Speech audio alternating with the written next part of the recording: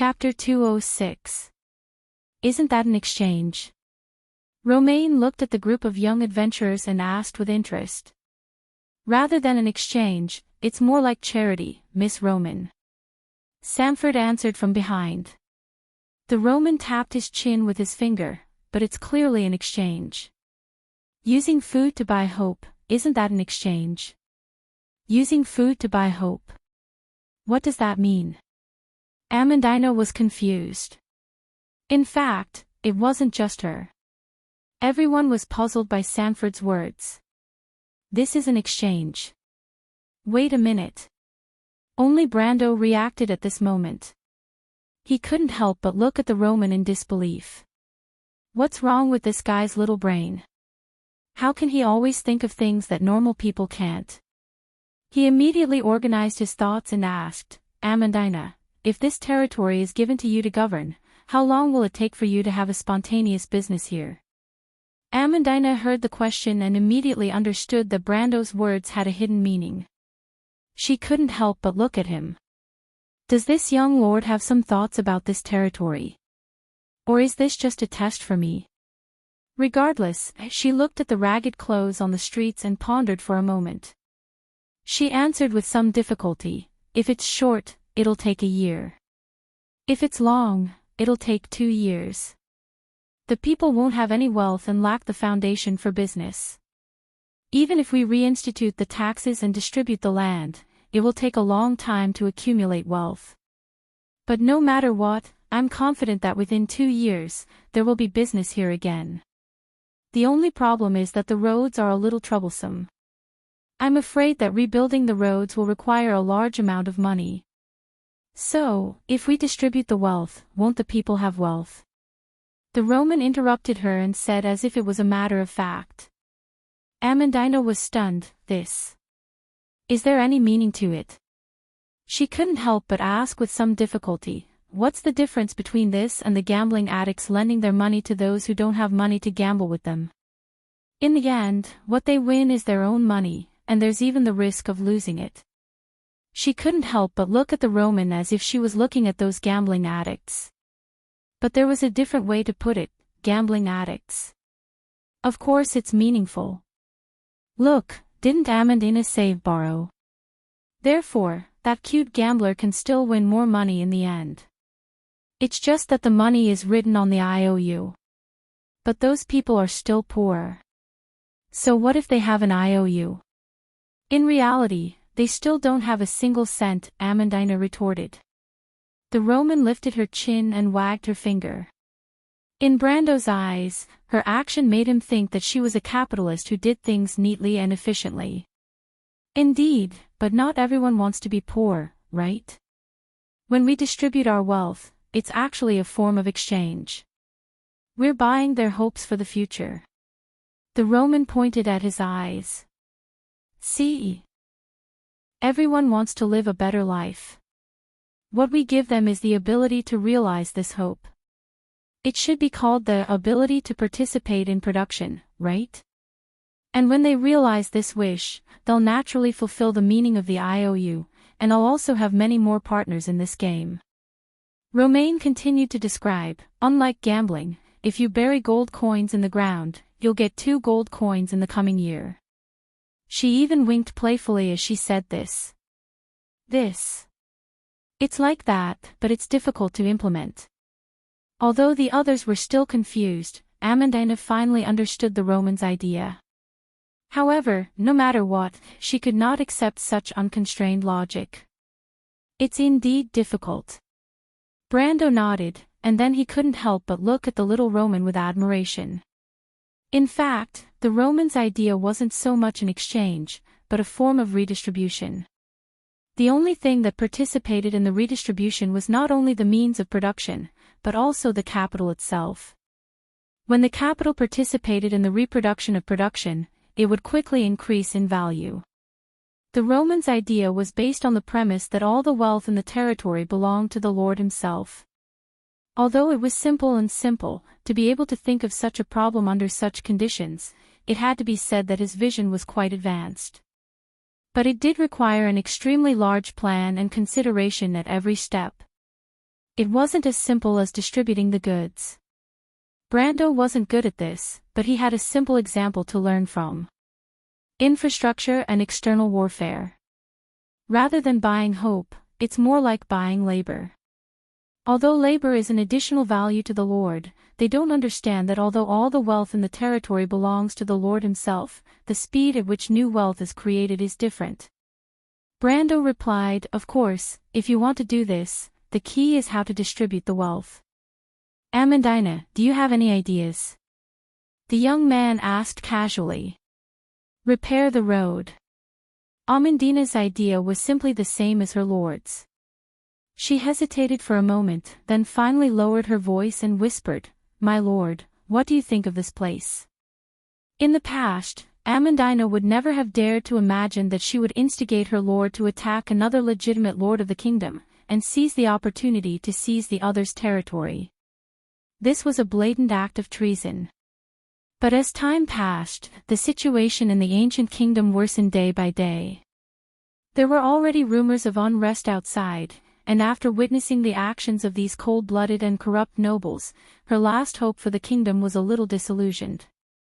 Brando nodded, then shook his head. Of course he had his own ideas. Grodin's territory was close to his own in the future, and he wasn't a good person either. When the time came, he would naturally be the first to take action. But now was not the time. He didn't have the strength to do so, and he also lacked the opportunity. He would wait for another 2 months until the November coup, also known as the December coup. The various territories would declare their independence, and no one would care about the conflict between the lords of the southern border. But he did have a headache. He had to admit that Tonajol was one of the most barren territories in Erewhon at this time of the year.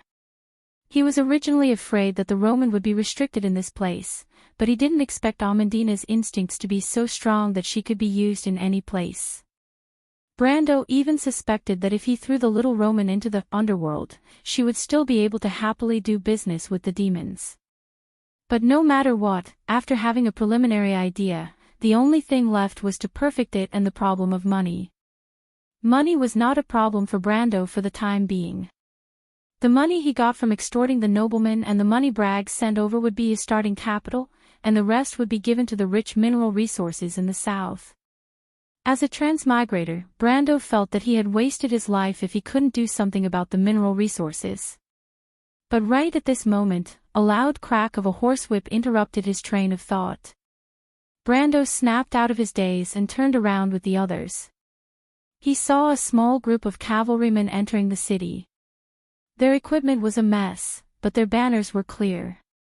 The emblem on their banners was a pelican on a black and white checkered pattern.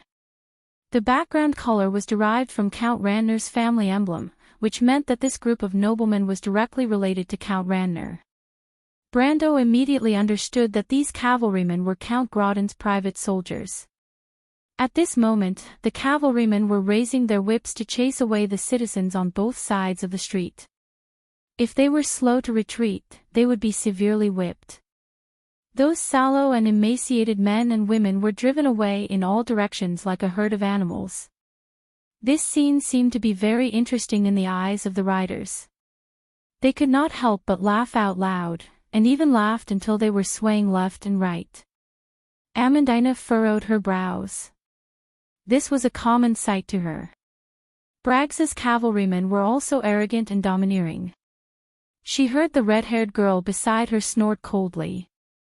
They seemed to be dragging something behind them. Sanford suddenly pointed behind the cavalryman and said, "It's a corpse." Brando replied, "These noblemen's private soldiers went out to suppress the bandits." He sighed lightly after he finished speaking. "What's wrong?" Amandina was surprised. "Isn't this a normal thing?" But Brando waved his hand to signal her not to speak, and pointed in a direction for her. Amandina looked closely and saw a group of women kneeling on the ground after seeing the corpses. They covered their faces and wept. Amandina was slightly taken aback, and asked in confusion, "What's going on?" Rather than bandits, it's better to say that they're farmers who are forced to the point of being unable to survive because of the Lord's taxes. It would be better to say that the bandits in the forest outside were refugees avoiding taxes. In fact, most of their lives were no different from that of ordinary farmers. There were not many people who actually participated in robbing. It's only because of tax evasion that they're classified as inhuman. He gritted his teeth and said, "My father died in this way too. These despicable nobles." "You're right. You're right. You're right. Only men." Amandina took a deep breath and asked. "Of course, life outside is not paradise." Brando nodded. After he finished speaking, the surroundings seemed to have fallen into a strange silence. Other than the scolding of the nobles' private soldiers and the sobbing of the women, no one else spoke. Of course, subscriptions are essential too.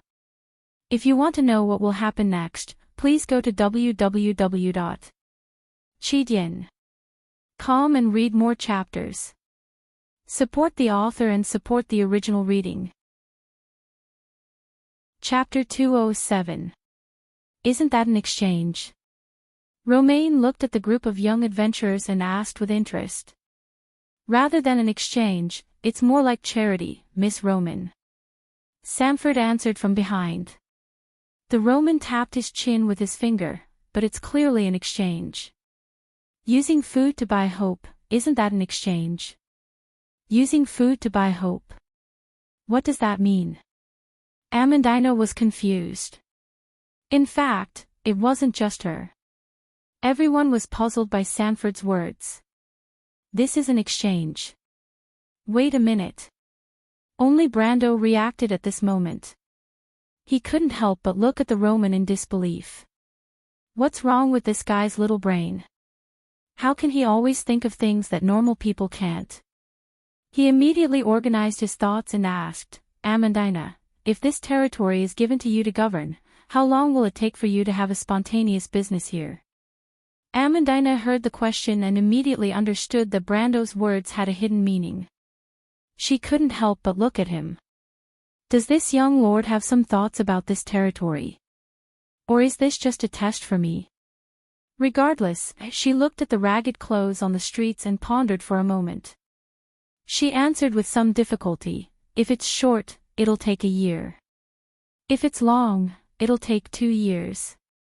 The people won't have any wealth and lack the foundation for business. Even if we reinstitute the taxes and distribute the land, it will take a long time to accumulate wealth. But no matter what, I'm confident that within 2 years, there will be business here again. The only problem is that the roads are a little troublesome. I'm afraid that rebuilding the roads will require a large amount of money. So, if we distribute the wealth, won't the people have wealth?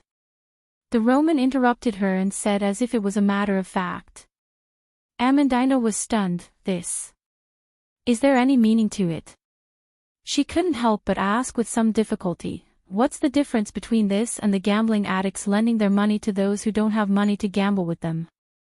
In the end, what they win is their own money, and there's even the risk of losing it. She couldn't help but look at the Roman as if she was looking at those gambling addicts. But there was a different way to put it, gambling addicts. Of course it's meaningful. Look, didn't Amandina say borrow? Therefore, that cute gambler can still win more money in the end. It's just that the money is written on the IOU. But those people are still poor. So what if they have an IOU? In reality, they still don't have a single cent, Amandina retorted. The Roman lifted her chin and wagged her finger. In Brando's eyes, her action made him think that she was a capitalist who did things neatly and efficiently. Indeed, but not everyone wants to be poor, right? When we distribute our wealth, it's actually a form of exchange. We are buying their hopes for the future. The Roman pointed at his eyes. See? Everyone wants to live a better life. What we give them is the ability to realize this hope. It should be called the ability to participate in production, right? And when they realize this wish, they will naturally fulfill the meaning of the IOU, and I will also have many more partners in this game. Romain continued to describe, unlike gambling, if you bury the gold coins in the ground, you will get 2 gold coins in the next year. She even winked playfully as she said this. It's like that, but it's difficult to implement. Although the others were still confused, Amandina finally understood the Roman's idea. But she couldn't accept this kind of unconstrained logic no matter what. It is indeed difficult. Brando nodded, and then he couldn't help but look at the little Roman with admiration. In fact, the Roman's idea wasn't so much an exchange, but a form of redistribution. The only thing that participated in the redistribution was not only the means of production, but also the capital itself. When the capital participated in the reproduction of production, it would quickly increase in value. The Romans' idea was based on the premise that all the wealth in the territory belonged to the Lord himself. Although it was simple, to be able to think of such a problem under such conditions, it had to be said that the Romans' vision was quite advanced. But it did require an extremely large plan and consideration at every step. It wasn't as simple as distributing the goods. Brando wasn't good at this, but he had a simple example to learn from. Infrastructure and external warfare. Rather than buying hope, it's more like buying labor. Although labor is an additional value to the Lord, they don't understand that although all the wealth in the territory belongs to the Lord himself, there is a difference in the speed of creating new wealth. Brando replied, of course, if you want to do this, the key is how to distribute the wealth. Amandina, do you have any ideas? The young man asked casually. Repair the road. Amandina's idea was simply the same as her lord's. She hesitated for a moment, then finally lowered her voice and whispered, My lord, what do you think of this place? In the past, Amandina would never have dared to imagine that she would incite her lord to attack another legitimate lord of the kingdom, and seize the opportunity to seize the other's territory. This was a blatant act of treason. But as time passed, the situation in the ancient kingdom worsened day by day. There were already rumors of unrest outside, and after witnessing the actions of these cold-blooded and corrupt nobles, her last hope for the kingdom was a little disillusioned. Brando nodded, then shook his head. Of course he had his own ideas. Baron Grodin's territory was close to his own in the future, and he wasn't a good person either. When the time came, it was needless to say that Grodin would be the first to act. But now was not the time. He lacked the strength and the opportunity to do so. He would wait for another 2 months until the November coup, also known as the December coup. The various territories would declare their independence, and no one would care about the conflict between the lords of the southern border. But he did have a headache. He had to admit that Tonajol was one of the most barren territories in Erewhon at this time of the year. He was originally afraid that the Roman would be restricted in this place, but he didn't expect Amandina's instincts to be so strong that she could be used anywhere. Brando even suspected that if he threw the little Roman into the underworld, she would still be able to do business with the demons happily. But no matter what, now that he had a preliminary idea, the only thing left was to perfect it and the problem of money. Money was not a problem for Brando at the moment. The money he got from extorting the noblemen and the money Bragg sent over would be his starting capital, and the rest would be given to the rich mineral resources in the south. As a transmigrator, Brando felt that he had lived in vain if he couldn't do something about the mineral resources. But right at this moment, a loud crack of a horsewhip interrupted his train of thought. Brando snapped out of his daze and turned around with the others. He saw a small group of cavalrymen entering the city. Their equipment was a mess, but their banners were clear. The emblem on their banners was a pelican on a black and white checkered pattern. The background color was derived from Count Randner's family emblem, which meant that this group of noblemen was directly related to Count Randner. Brando immediately understood that these cavalrymen were Count Grodin's private soldiers. At this moment, the cavalrymen were raising their whips and driving away the citizens on both sides of the street. Anyone who was slow in retreating would be severely whipped. Those sallow and emaciated men and women were driven away in all directions like a herd of animals. This scene seemed to be very interesting in the eyes of the riders. They could not help but laugh out loud, and even laughed until they were swaying left and right. Amandina furrowed her brows. This was a common sight to her. Braggs's cavalrymen were also arrogant and domineering. She then heard Scarlet, the red-haired girl beside her, snort coldly. They seemed to be dragging something behind them. Sanford suddenly pointed at the back of the cavalryman and said, "They're corpses." Brando replied, "These noblemen's private soldiers went out to suppress the bandits." He sighed lightly after he finished speaking. "What's wrong?" Amandina was surprised. "Isn't this normal?" Brando waved his hand to signal her not to speak and pointed at the corpses.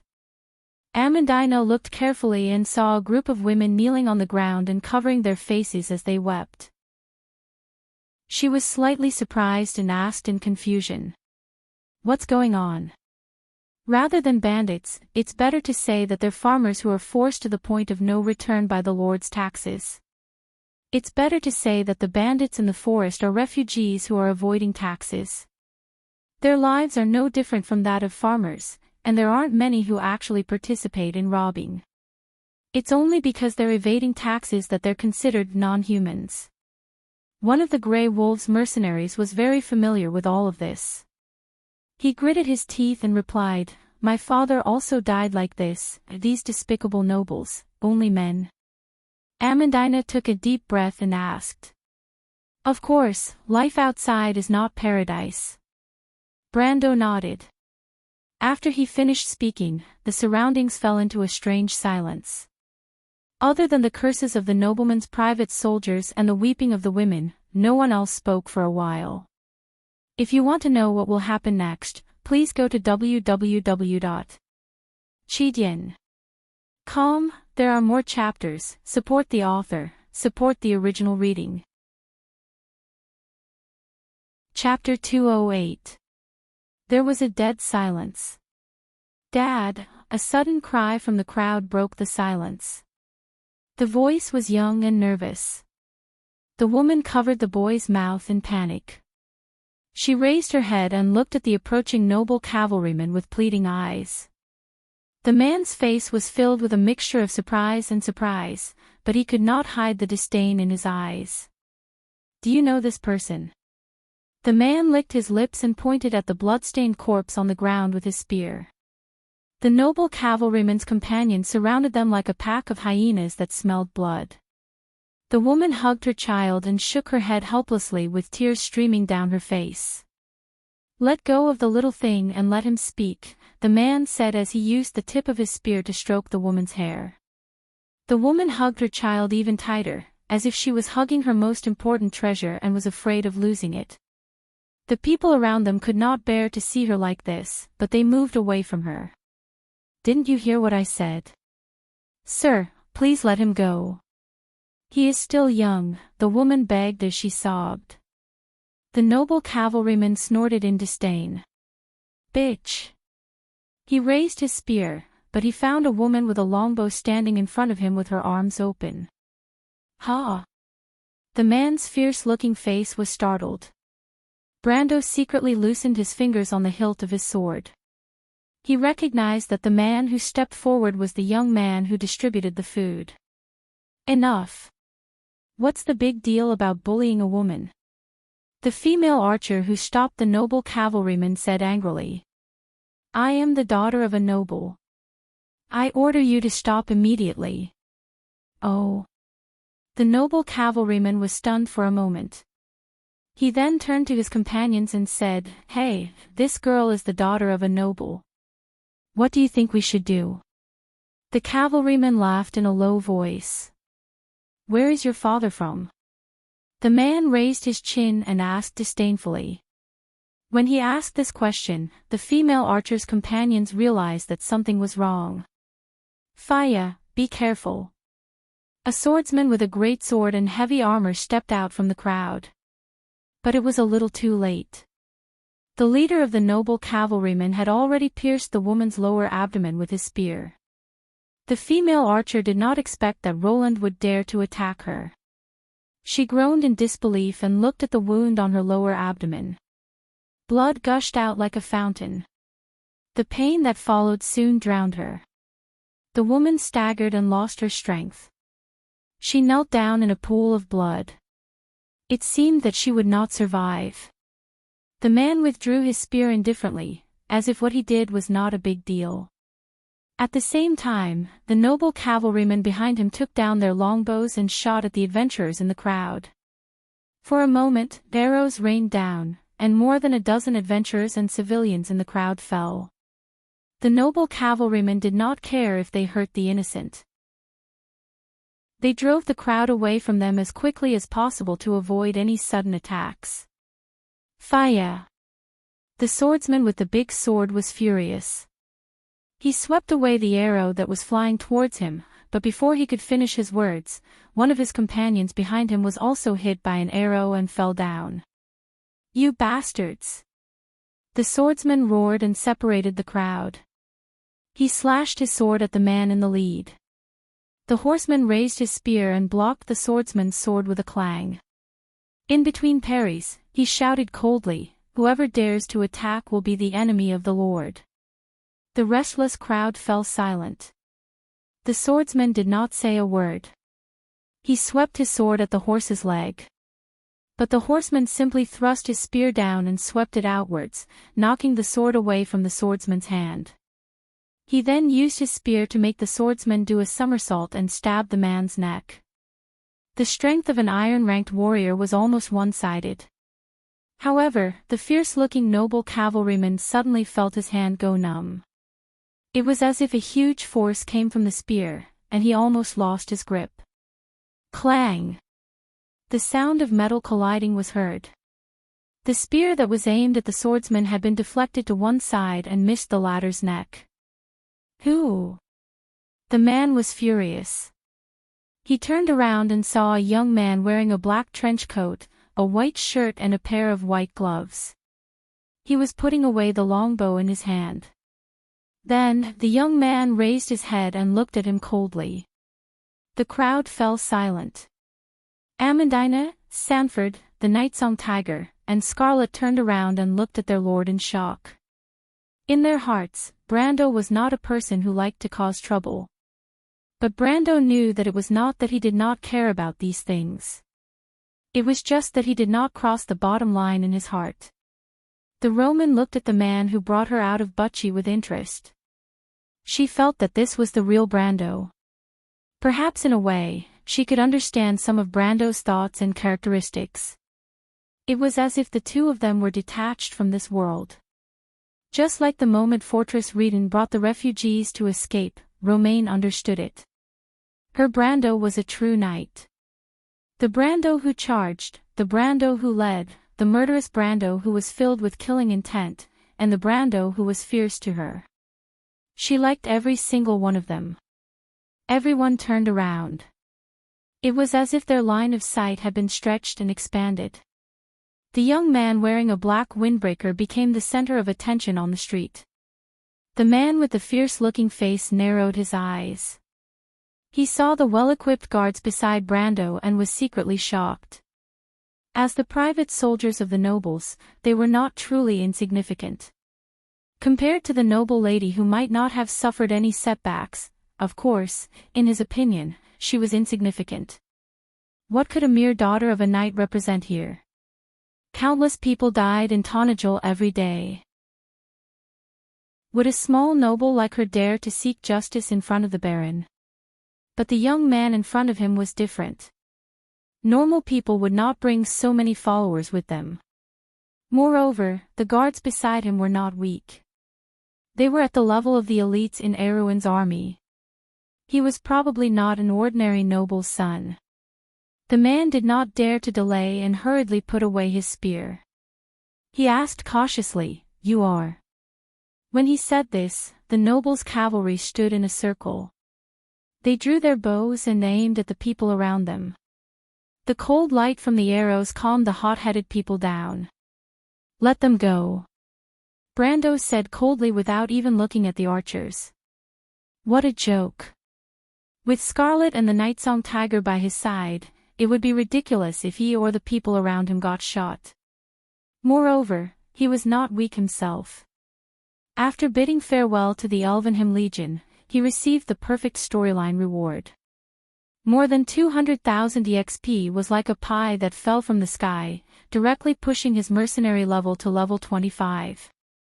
When his character level reached level 32, his strength and vitality had broken through 70, and his dexterity had also surpassed 40. His overall strength had entered the upper tier of silver. But in order to reach the gold rank, it involved the understanding of the elements. Not only did it require an increase in physical strength, it also required a high level of perception. Brendel estimated that if he wanted to break through the silver rank and enter the gold rank, he would have to wait until his overall level was around 40. However, even if he was only at the upper silver rank, he would still be able to kill 10 of these nobles' cavalry. That was why he was too lazy to talk to them. If it wasn't for Grodin, he would have sent them flying 100 meters away with his sword. My lord, you're making things difficult for us. Brando's indifference confirmed the noble's suspicions. The noble's ferocious expression became respectful. These people might be the accomplices of the bandits outside the city. If we let them go, we won't be able to explain ourselves to the Baron. However, he still chose to fight rather than cooperate. After all, they had killed a noble's daughter. If the noble's companions spread the news, it would be troublesome. Brando sneered, "Put away your tricks. Who do you think you're talking to?" The young man held his sword with one hand and stared at the noble. "I'll kill you like I'm killing a dog. I'll just apologize to Grodin afterwards. I'm giving him face by not killing you, but there's a limit to my tolerance." When he finished speaking, he unsheathed half of his sword. The blade of the sword shone with a snowy light. The noble's cavalry was stunned. Brendel was right. This world was just so realistic. There was no difference in the value of a person's life. The only thing left was the difference in power. The only difference was that the girl they killed could not resist. Naivety was precious, but the price to pay was also heavy. The cold-blooded people looked at each other and could only choose to show weakness. They nodded, and the people behind them finally let go of the swordsman's neck. The swordsman wanted to resist, but someone rushed out from the crowd and hugged him. It was one of his companions. Brando saw that person whispered something into his ears, and the swordsman finally calmed down. He read the words clearly, "Don't cause trouble for others." Brando sighed in his heart. What a bunch of naive people. But in this world, it's rare and precious. He saw the people silently put away their companion's corpse, then separated the crowd and came to his side. "Thank you, sir." The one who thanked him was a thin young man. His face was pale, and he had light gray hair. He wore a monocle with a silver chain behind his ear. The young man wore a gray gown, and from the patterns on his cuffs, he was an acolyte. Flux wizard. Brando thought to himself. There aren't many wizards who practice this. This young man appeared polite and cold, but he caught a hint of anger in his eyes. Brando looked at his companions, including a light swordsman and a female elementalist. Grief and indignation were written all over their faces. This is a character. He lowered his head to look at the polite young man and could not help but think. "Want to take revenge?" he asked. The young man was slightly surprised and raised his head to look at him suspiciously. Then, the young acolyte shook his head and left the crowd with his companions. Brando looked at the others back and knew that the other party was not willing to give up. He just didn't trust him. However, he was somewhat surprised that there was such a character in this group of naive youngsters. He turned his head to look at the noble's cavalry. "My lord, we've done what we should do. Now you have to give us an explanation, right?" The leader of the cavalry spread out his hands and asked carefully. Brando snorted in disdain. "My lord. Amandina asked in a low voice. He nodded. Since he had interfered in this matter, it was necessary to meet with Baron Grodin. After all, he was in Grodin's territory. Otherwise, it would not be good if he was invited by force.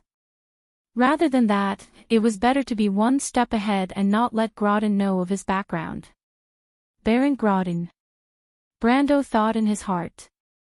To be continued. If you want to know what will happen next, please go to www.chidien.com to read more chapters. Support the author, support the original reading. Chapter 209. Naturally, a group of nobles had no right to bring them to meet the local lord, a baron of Erewhon. Although Brando called himself Viscount Stettingen, a noble from the north, and the seal that Roan forged for him was even more exquisite and authentic than the one issued by the Parliament of Nobles. However, nobles had their own pride, and it was necessary for both parties to wait for a while. The streets of Ferber were spread out in a net, the tiles of the ochre terracotta of the south, so that the vermilion roofs looked down upon them, and the Baron's castle was in the center of them all. There was an inn called the Valiant Fist in the center of the city, and they could see the tall spires of the castle. Since Anson's time, humans had often built castles like this. In the wilderness, humans relied on castles and fortresses to defend against the attacks of beasts, monsters, and barbarians. After Brando and the rest had their meal in the inn, Baron Grodin's formal invitation arrived. Under the guidance of a group of nobles' private soldiers, they entered the castle. However, there was no good banquet. The moment they entered the castle gate, the first thing they saw were 2 rows of elite guards in heavy armor, holding long halberds in their hands, and standing in neat rows. They were expressionless. Brando looked around and thought to himself, what an ostentatious display. It's obvious that they're trying to show us who's boss.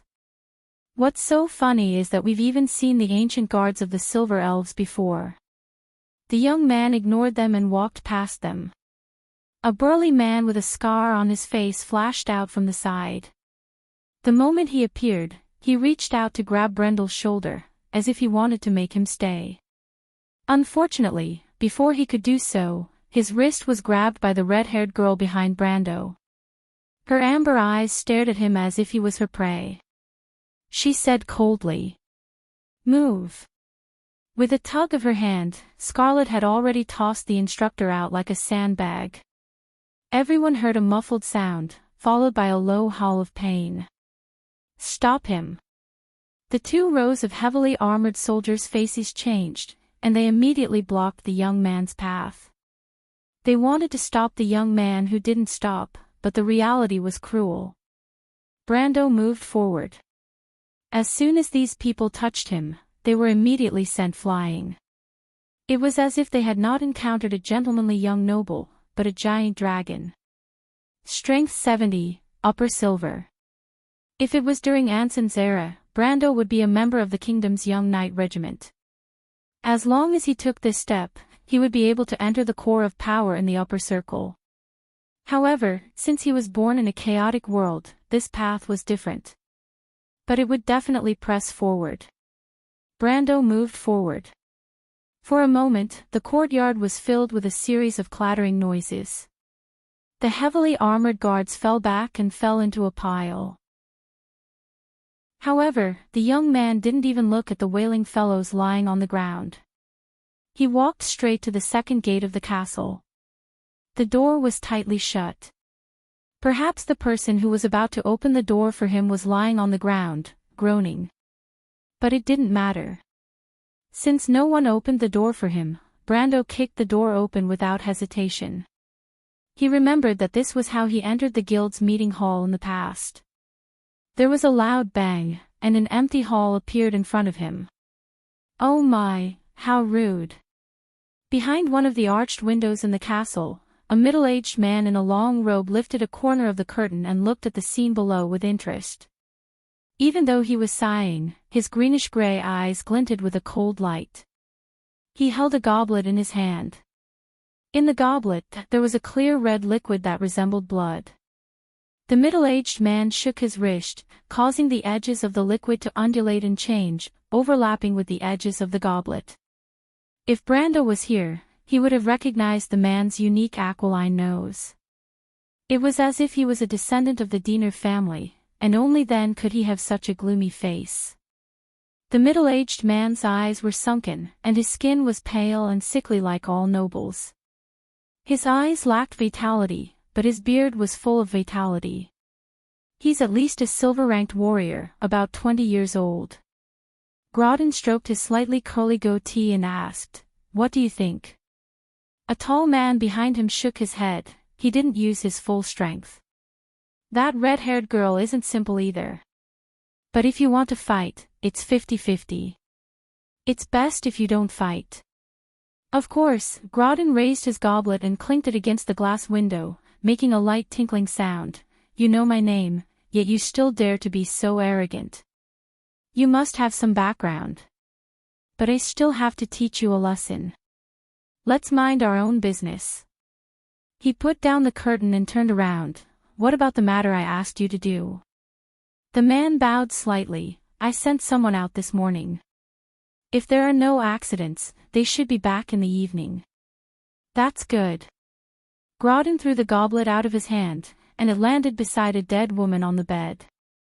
Crimson-red liquid splashed out from the goblet and seeped into the fabric of the carpet. The already dark red carpet became even darker. "This is my father's request. Make sure it's done perfectly." He was thinking about when the old man would decide on his successor, but to his disappointment, Count Randner seemed to have become more shrewd as he got older. Otherwise, he would have poisoned all his brothers to death a long time ago. Those fools. He thought to himself. In the middle of the hall, there was a chandelier made of dark red crystal. It was so exquisite that it was almost luxurious. There were runes in the crystal, so it was obviously a magical item. The decoration style of the dome was derived from the religious trend of the Anson era. From top to bottom, there were celestial bodies, legends, and scriptures of saints. At the bottom, there were 180 pillars that symbolized the 180 constellations. When Brando saw Grodin, both of them sat at opposite ends of a long table in the middle of the hall. Grodin sat under the dagger throne, while Brando sat under the Witch King throne, which was the only constellation in the south. Other than Grodin's knight, most of the guests were local nobles. Most of them were Grodin's right-hand men, with the exception of a few who were titled nobles after the Corvado dynasty. But Brando knew that Grodin's most trusted aides were not here. Those people were either hiding their heads and showing their tails, or they were simply helping him rule a region. Even though Tonajol was not big, it contained more than 20 territories of various sizes. Each territory was ruled by a loyal retainer, and it was a tradition in Wone to divide the land layer by layer. After the two parties exchanged pleasantries, the Baron announced the start of the banquet. The purpose of the banquet was naturally to welcome the so-called Viscount Tingen. The dishes served by the servants were sumptuous, but Brando and the rest ate like they were chewing wax. Scarlet and the Nightsong Tiger did not even have the mood to eat. Amandina did not show it on her face, but she was nervous to death. She did not know how carefree Brando and the Roman were to be able to taste every dish on the table. She frowned as she looked at the dishes on the table. She was not in the mood to eat. During the banquet, the Baron noticed the expression on the noble lady's face. His expression changed slightly as he asked, "What's the matter? Does this young lady think that I have been a bad host?" The hall was silent. Amandina's heart skipped a beat, but she raised her head and calmly nodded. "My lord and mistress are unable to speak due to their statuses, but as a retainer, I have no qualms. To be honest, these things are a little too common. Good job." She really did see through my act. Brendel thought to himself, "Good job. Good job." But her words were too good, and it was like a slap to Grodin's face. Even though he was not a good person, he could not refute her words. He was a lord, and it was not good for him to argue with a retainer, let alone a woman. Grodin only smiled faintly, while the others kept quiet out of fear. The middle-aged man stared at Brando with his sunken eyes, and Brando looked back at him with a belligerent gaze. Right now, he was playing the role of a domineering, arrogant young aristocrat. Young nobles like him could be found everywhere in Erewhon, and it was because they were ordinary that they did not attract suspicion. According to the cripple, even if Viscount Tingen himself came to check the documents, he would first suspect himself, not Brando, of being a fake. This is the best. Even in the Braggs, no, in the South, you won't be able to find a better craftsmanship than this. I spent a lot of money on it, and it will guarantee you a smooth journey. That was how the man boasted.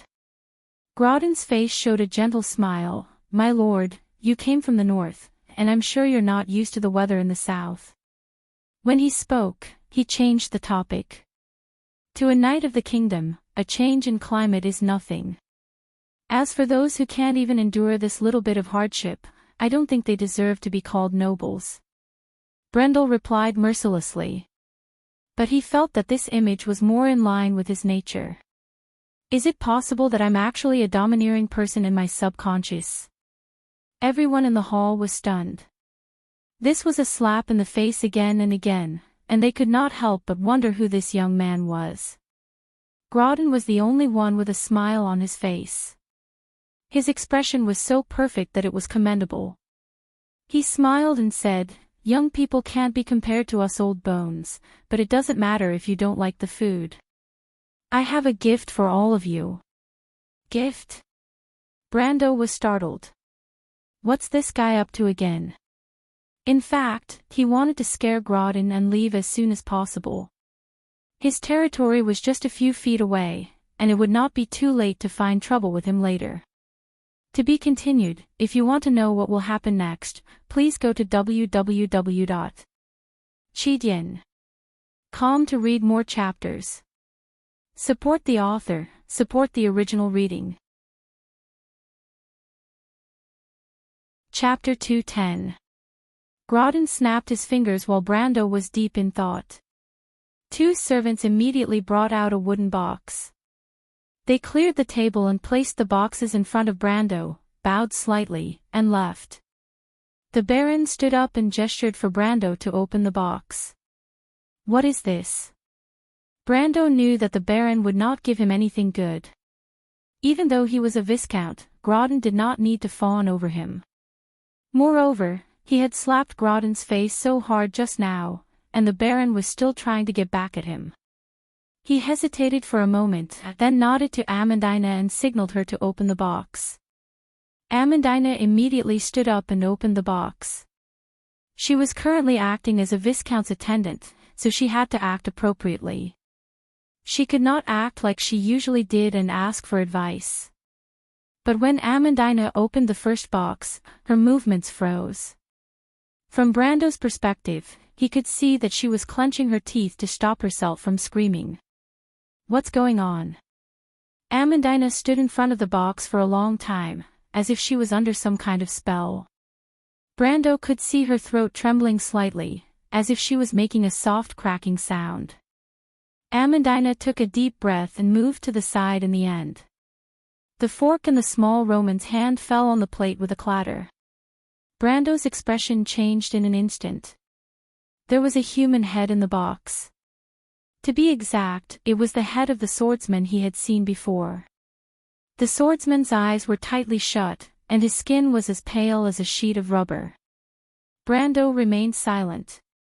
Amandina carefully glanced at him. She suppressed her emotions and finally opened the other box. Even though she was on the verge of breaking down, she still played her role as the main character. Her fingers were trembling so much that she could not hold the lid of the box. She calmed herself down and slowly opened the lid. There was another female elementalist's head inside. Amandina's face was pale. That woman tastes good, Grodin replied with a smile, but a gentleman doesn't take what others like. I heard that the wine cup made from a young girl's skull is exceptionally delicious. I don't think the Viscount has ever tried it. As for the other one, consider it a gift. Just as he finished speaking, everyone in the hall heard a soft buzzing sound. They immediately saw Brando's sword vibrating on its own as it unsheathed itself. It let out a sharp buzzing sound, as if it was screaming for slaughter, but also as if it was about to shoot out in the next moment. The young man pressed both of his hands on the table and pursed his lips tightly. He didn't say a word, but everyone could feel a cold aura emanating from him. It was a killing intent that seemed to have materialized. The nobles sitting next to Brando were the first to bear the brunt. The knives and forks in their hands clattered to the ground. They were so shocked that they could not move at all. The knights drew their swords in an attempt to protect Grodin. Grodin, on the other hand, had a smile on his face as if he was enjoying the pleasure of toying with his opponents. However, the smile froze on his face as soon as it appeared. Almost everyone in the hall saw a layer of white frost climbing up the table. It started from Brando's front. The silver plates and porcelain plates cracked, and the pieces of porcelain shattered into powder. The white frost moved forward, and for a moment, the tableware on the long table exploded into a white mist. It was as if an invisible monster was crossing the table and heading straight for Grodin. The two knights in front of the Baron groaned as their swords broke into pieces. They screamed in pain and covered their eyes with their hands. Blood flowed out from the gaps between their fingers. However, the screams in the hall were not as sudden as the shock in everyone's hearts. There was only one word that came to everyone's mind when they saw this scene. Elemental sensing. Even Brendel did not expect that he would be able to comprehend the meaning of elemental power while he was in the realm of Berserk. At that moment, he felt as if his mind was in a boundless darkness. Grodin's despicable and cowardly actions had crossed the bottom line in his heart. Brando felt disgusted. Indeed, it was a feeling of disgust that came from the depths of his heart. He looked at the man who was wearing the skin of a baron. His bones were filthy, and the hypocritical smile on his face seemed to be distorted into an absurd abstract picture. An impulse arose in his heart to make this filth completely disappear from this world. But from the boundless anger, Brendel came to another realization. It was not a cold killing intent, but a stillness. Space was still. Even though he was filled with anger, he had another thought to examine himself. This thought cleared his mind. It was as if he could see his anger from a transcendent perspective and calmly control it. In other words, it was as if there were two Brandos at this moment. One Brando was completely shrouded in a boundless killing intent, while the other Brando was calmly examining his anger from a transcendent perspective. Thus, Brando found that he could completely control the anger in his heart. He felt that his strength was increasing exponentially, and this realization merged with the one he gained from the battle with his grandfather. Brando finally touched a solid barrier. He knew. That was the elemental wall. The moment he touched the wall, he felt a few very fleeting words in his mind: stillness, stillness, stability. Then, the wall mercilessly bounced him back. Trying to break through to elemental awakening. You're not qualified. Then, all the illusions collapsed, and the world in his mind seemed to shatter into pieces. Time resumed its flow in an instant, pulling him back to reality. Then, Brando heard the sound of frying beans. The glass and porcelain shattered in front of him. The temperature in the hall seemed to have dropped by a few dozen degrees, and a thick layer of frost formed on the walls. The first thing Brando did when he raised his head was to place his hand on the silver-plated sword hilt. With just this action, Grodin and the 20 knights behind him were forced to take a big step back by an invisible force. The chairs behind them cracked and shattered into pieces of wood like butterflies. "Protect me!" Grodin screamed. Even though the knights around him felt uncomfortable, they had no choice but to pull out their swords to block Brendel's path once more. What awaited them was Brendel's ordinary sword strike, his thumb and index finger pressed against the crossguard, his little finger hooked around the hilt, and his middle finger, ring finger, and palm together stabilized the sword. He swung his wrists from left to right, and his elbows and shoulders drew a simple arc white raven sword style. Power burst. No matter how one looked at it, this was the most basic swordsmanship. It was like the first strike of a novice swordsman. The trajectory was clear, and the intent was obvious. Even an experienced swordsman would be able to predict where this strike was going to come from. However, none of the 20 iron-ranked knights had the ability to dodge it. That sword seemed to be stretched in the air, and the frightening cold light on the blade made everyone feel a bone-chilling coldness from their bones. The chill crept up their bodies and froze instantly, forming a thick layer of ice. Elemental energy, ice. They couldn't move. A white light swept across them, and 20 heads flew high into the air. At that moment, almost everyone was dumbfounded. No, it wasn't just dumbfounded. They were so shocked that they couldn't control themselves. There was the sound of chairs and utensils being overturned. The nobles on both sides of the table hurriedly retreated and clung to the walls on both sides. They did not even care about the cold, as if they were afraid of being close to this terrifying young man. 20 ice sculptures fell down in front of him, turning into lifeless corpses. For the first time, the aura of death was displayed in front of Baron Grodin.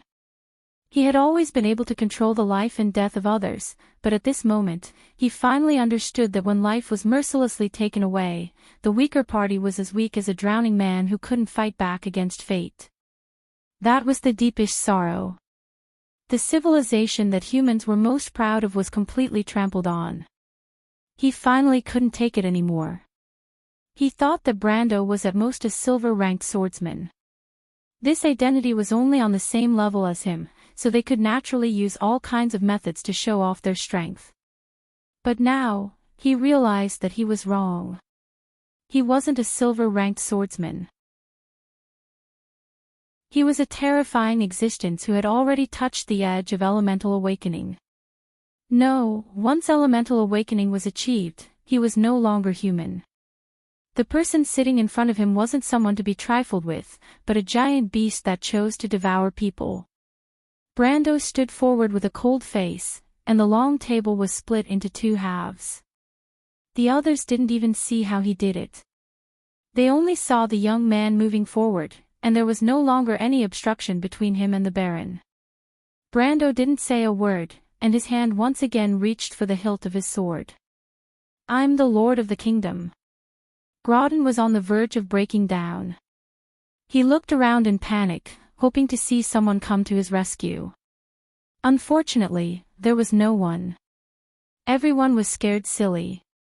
They didn't think that a good banquet would turn out like this.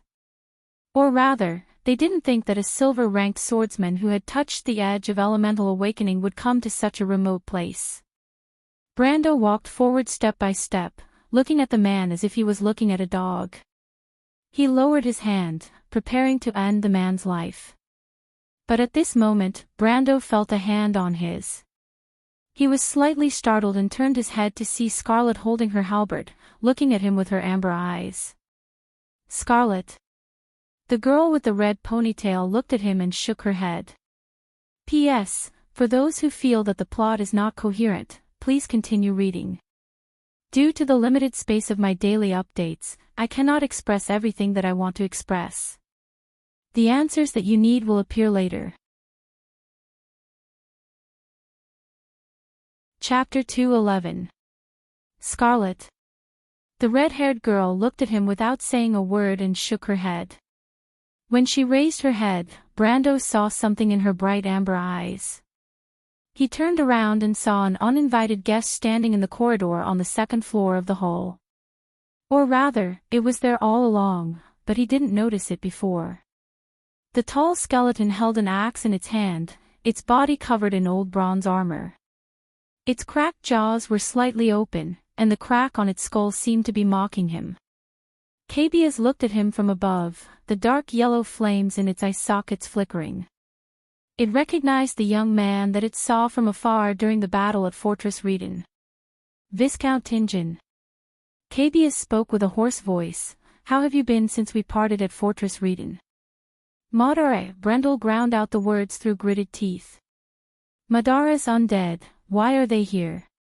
The young man looked at Groudon coldly, his mind spinning rapidly as he asked coldly, since when did Madara and Erwin's nobles become like family? As time passes, all life will turn to dust. In this world, only benefits remain unchanged, Viscount. Cabias replied in a low voice. Its answer confirmed Brando's suspicions that Groudon was in cahoots with Madara. But what do they want? Brendel raised his head and saw the tall skeleton's battle axe slanted between him and the despicable Baron. If he made a move, Cabias would not just stand by and watch. This one-eyed, Tarkus's general, the Lord of the Dark Kingdom, was at least a gold-ranked warrior. On the other hand, he had only just touched the edge of the gold rank. Although the outcome of the battle was still unclear, it would not be difficult for the other party to stop him from killing someone right under his nose. Tarkus did things step by step and was known for his cautiousness. With Cabias here, there was no way he wouldn't provide support. Brando turned around and saw a pale young man in a gray robe walking out from the shadows. It was Rothko, another familiar face. Brando remembered the first time he met him in Butchie. He was just a lowly undead wizard apprentice, but now there were two purple flame emblems on his collar. A mid-ranked undead wizard. Brando fell silent and looked at Baron Groudon, who was not far away. The middle-aged man had also regained some of his composure from his earlier panic.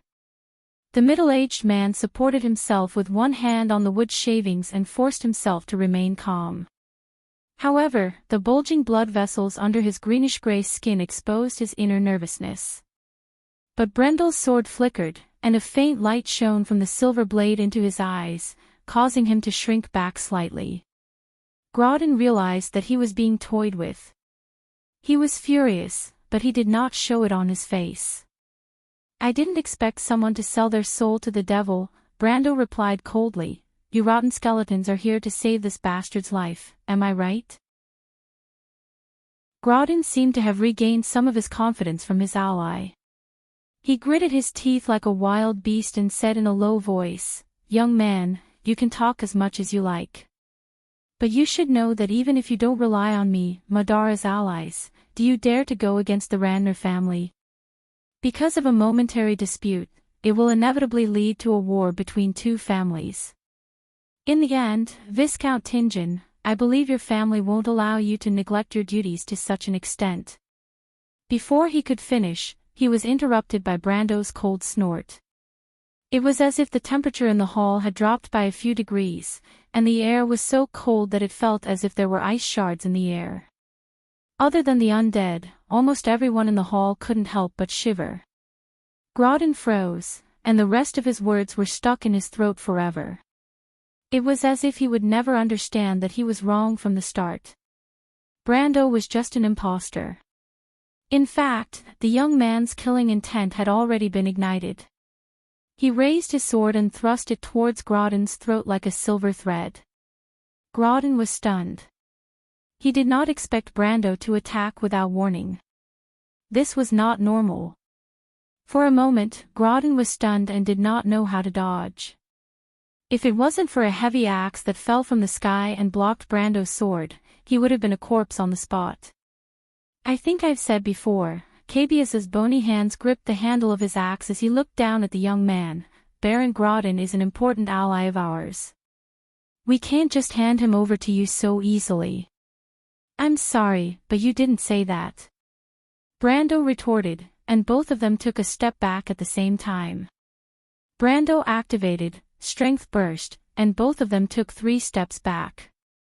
Neither of them had the upper hand. Young man, it's time for you to retreat.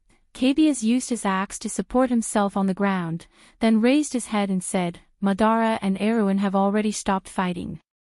Why do you have to start a war between you and the Baron? With such a large commotion in the hall, there's no way the guards outside didn't notice. Aren't you worried about the servants you left in the courtyard? Brando's expression darkened, and he was about to attack again. Mr. Brando. But the red-haired girl grabbed his sleeve and gritted her teeth. Samford and the rest of the Grey Wolves mercenaries were still outside. "Miss Amandina, do you also think that I shouldn't kill this scum?" Brando asked coldly. The noble lady was slightly startled, and only then did she recover from her momentary absent-mindedness. She looked at Grodin, who was sitting on the ground with an ugly expression. She wanted to stomp on his face to show that she was different from Grodin, but she managed to suppress the discomfort in her heart and replied, "Yes, Grodin. Grodin's face is a human. My lord, this bastard is still the lord of the kingdom." Amandina's words had a hidden meaning. She was pointing out Grodin's identity to Brando. This was not the first time the nobles attacked each other, and as long as it did not harm the kingdom's foundation, the kingdom would not have the time to deal with it. However, she wanted to tell Brando that the trouble lay with the person behind Grodin. Count Randner was the highest-ranking official of the Randner border region of the Kingdom of Erewhon. He was a count with special privileges in name, but in reality, his power was equivalent to a marquis. Since 2 generations ago, this family had a long history of raising a private noble army in order to deal with the barbarian invasions from the borders. Today, the local forces had become the only legal private army in the kingdom. Even if the royal family did not care about these barbarians, and there were other factors that restricted the autonomy of the natives, but in this chaotic world, this count's power was evident. If Brando killed his son here, it would be tantamount to a declaration of war between the two families. Even though he called himself Viscount Gastine, there was no way he could hide the truth. Moreover, the young man wanted to obtain a piece of land. The people could run, but the new territory would not be able to withstand a single blow from Count Randner's wrath. It would probably be destroyed in an instant. Amandina did not want to see the young man's efforts go down the drain, so she hoped that he would think twice before acting. On the other hand, she did not want to show even the slightest bit of fear in front of this bestial baron, which was why she spoke in such a cryptic manner. However, she firmly believed that if it was the young man in front of her, he would be able to understand her every hidden meaning. Brando snorted coldly. "Judge the situation, and think thrice before acting." Cabius's cracked jaw seemed to symbolize a soundless smile. The young man's sword was pointed diagonally at the ground. His gaze swept past the tall skeleton and stared at Grodin coldly, as if he was looking down at a dead dog. Sensing Brando's cold killing intent, Grodin became even more resolute. Perhaps it was because he was hiding behind Cabius, but he sneered, "If you don't kill me today, Lord Viscount, I'll make sure to repay you double in the future." The Baron of Tonnagel gritted his teeth as he spat out those words. He had never suffered such humiliation in his life. The nobles he invited to watch Brando make a fool out of himself had shot themselves in the foot, and the feeling of defeat made his heart burn with anger. But just as he was about to say something to further enrage Brando, he wanted to make the youth lose his rationality and fight with Cabius until both sides were injured. But just as he was about to speak, he saw Brando raise his hand. A streak of silver light brushed past his cheek. Grodin was stunned. Half of the hair on his cheek fell to the ground, and he felt a stinging pain on his cheek. To the onlookers, there was a glaring wound on his cheek. He touched his cheek in a daze, and when he looked down, his palm was stained with blood. The Baron of Erewhon screamed like a pig being slaughtered. Cabius was unmoved. The tall skeleton did not need to turn around to know what Brando's attack would do. It was not Grodin's guard, and it was not worth it to attack him for a small wound. Moreover, it was good to teach him a lesson, so that the arrogant noble would not understand the relationship between them. It looked at Brando again. The young man lowered his hand and said coldly, "Keep your head, I'll come back for it next time." After saying that, he glanced around the hall. His cold aura forced everyone to take a step back. The young man looked back at Amandina and Scarlet, and walked out of the hall without saying a word. As soon as he turned around, the guards and heavily armored soldiers outside the hall who had heard the news immediately separated to two sides. What a joke, most of them just happened to witness the scene of Brendel killing more than 20 knights with a single blow. Even if they did not see it with their own eyes, they still did not understand what kind of killing god this young man was from others. As long as he did not make things difficult for their lord, they would be thankful to the heavens, and would not dare to stop him. Grodin was angry and anxious. He wanted to order his subordinates to stop Brando, but when he thought of Brando's cold sword, he could not help but think of it. The Baron opened his mouth, but the words were stuck in his throat. If you want to know what will happen next, please go to www.chidien.com. There are more chapters. Support the author and support the original reading.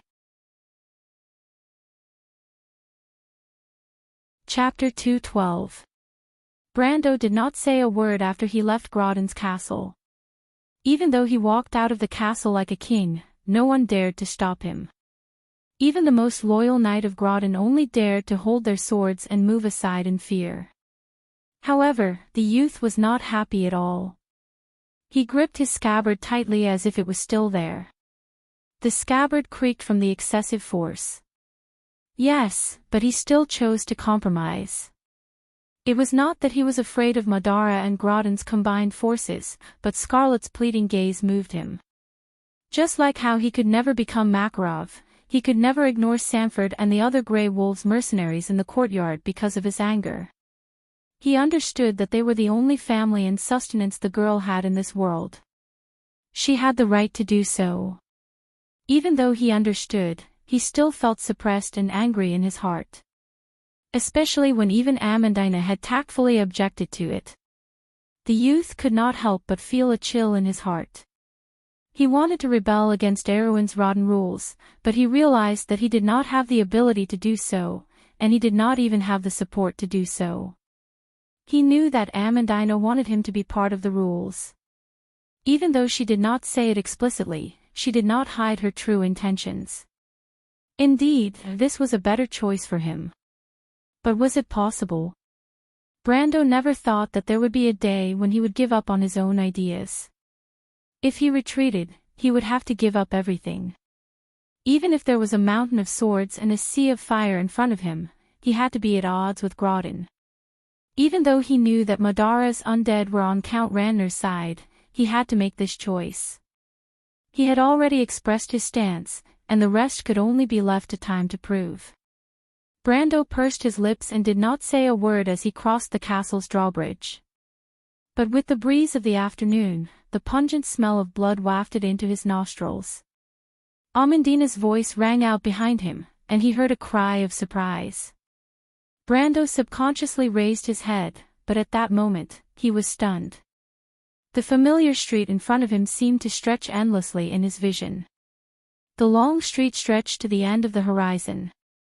There was not a single person on the street, but there were rows of brand new crosses erected on the side of the street. Rows of crosses with bloody corpses hung on them. Most of the corpses were dressed in adventurers' and mercenaries' clothes. There were also some who were poor people from the outer city. There were both men and women, but all that was left were lifeless corpses. Brando remembered that during the ancient times of Wonde, the local lords would hang the corpses of bandits on the crosses to warn those who continued their business. But at this moment, who was Grodin trying to warn? It wasn't just a warning to Grodin, but also to the adventurers and mercenaries in the city. Grodin wanted to use this incident to show them who was the true master of this land. A warning. Good. Brando took a deep breath and almost immediately turned around. But he clenched his teeth and endured it. But from the corner of his eyes, he saw a figure flashing by the side of the street. It's him. Brando's heart skipped a beat and immediately chased after him. He turned the corner of the street and followed him into a small alley. The familiar greenish-gray robe entered Brendel's eyes. The young lord hesitated for a moment, but the other party had already opened his mouth. Brando. Sir, am I right? The young man wearing the greenish-gray robe looked at him and asked coldly. Brando recognized him as the acolyte he had met in the morning.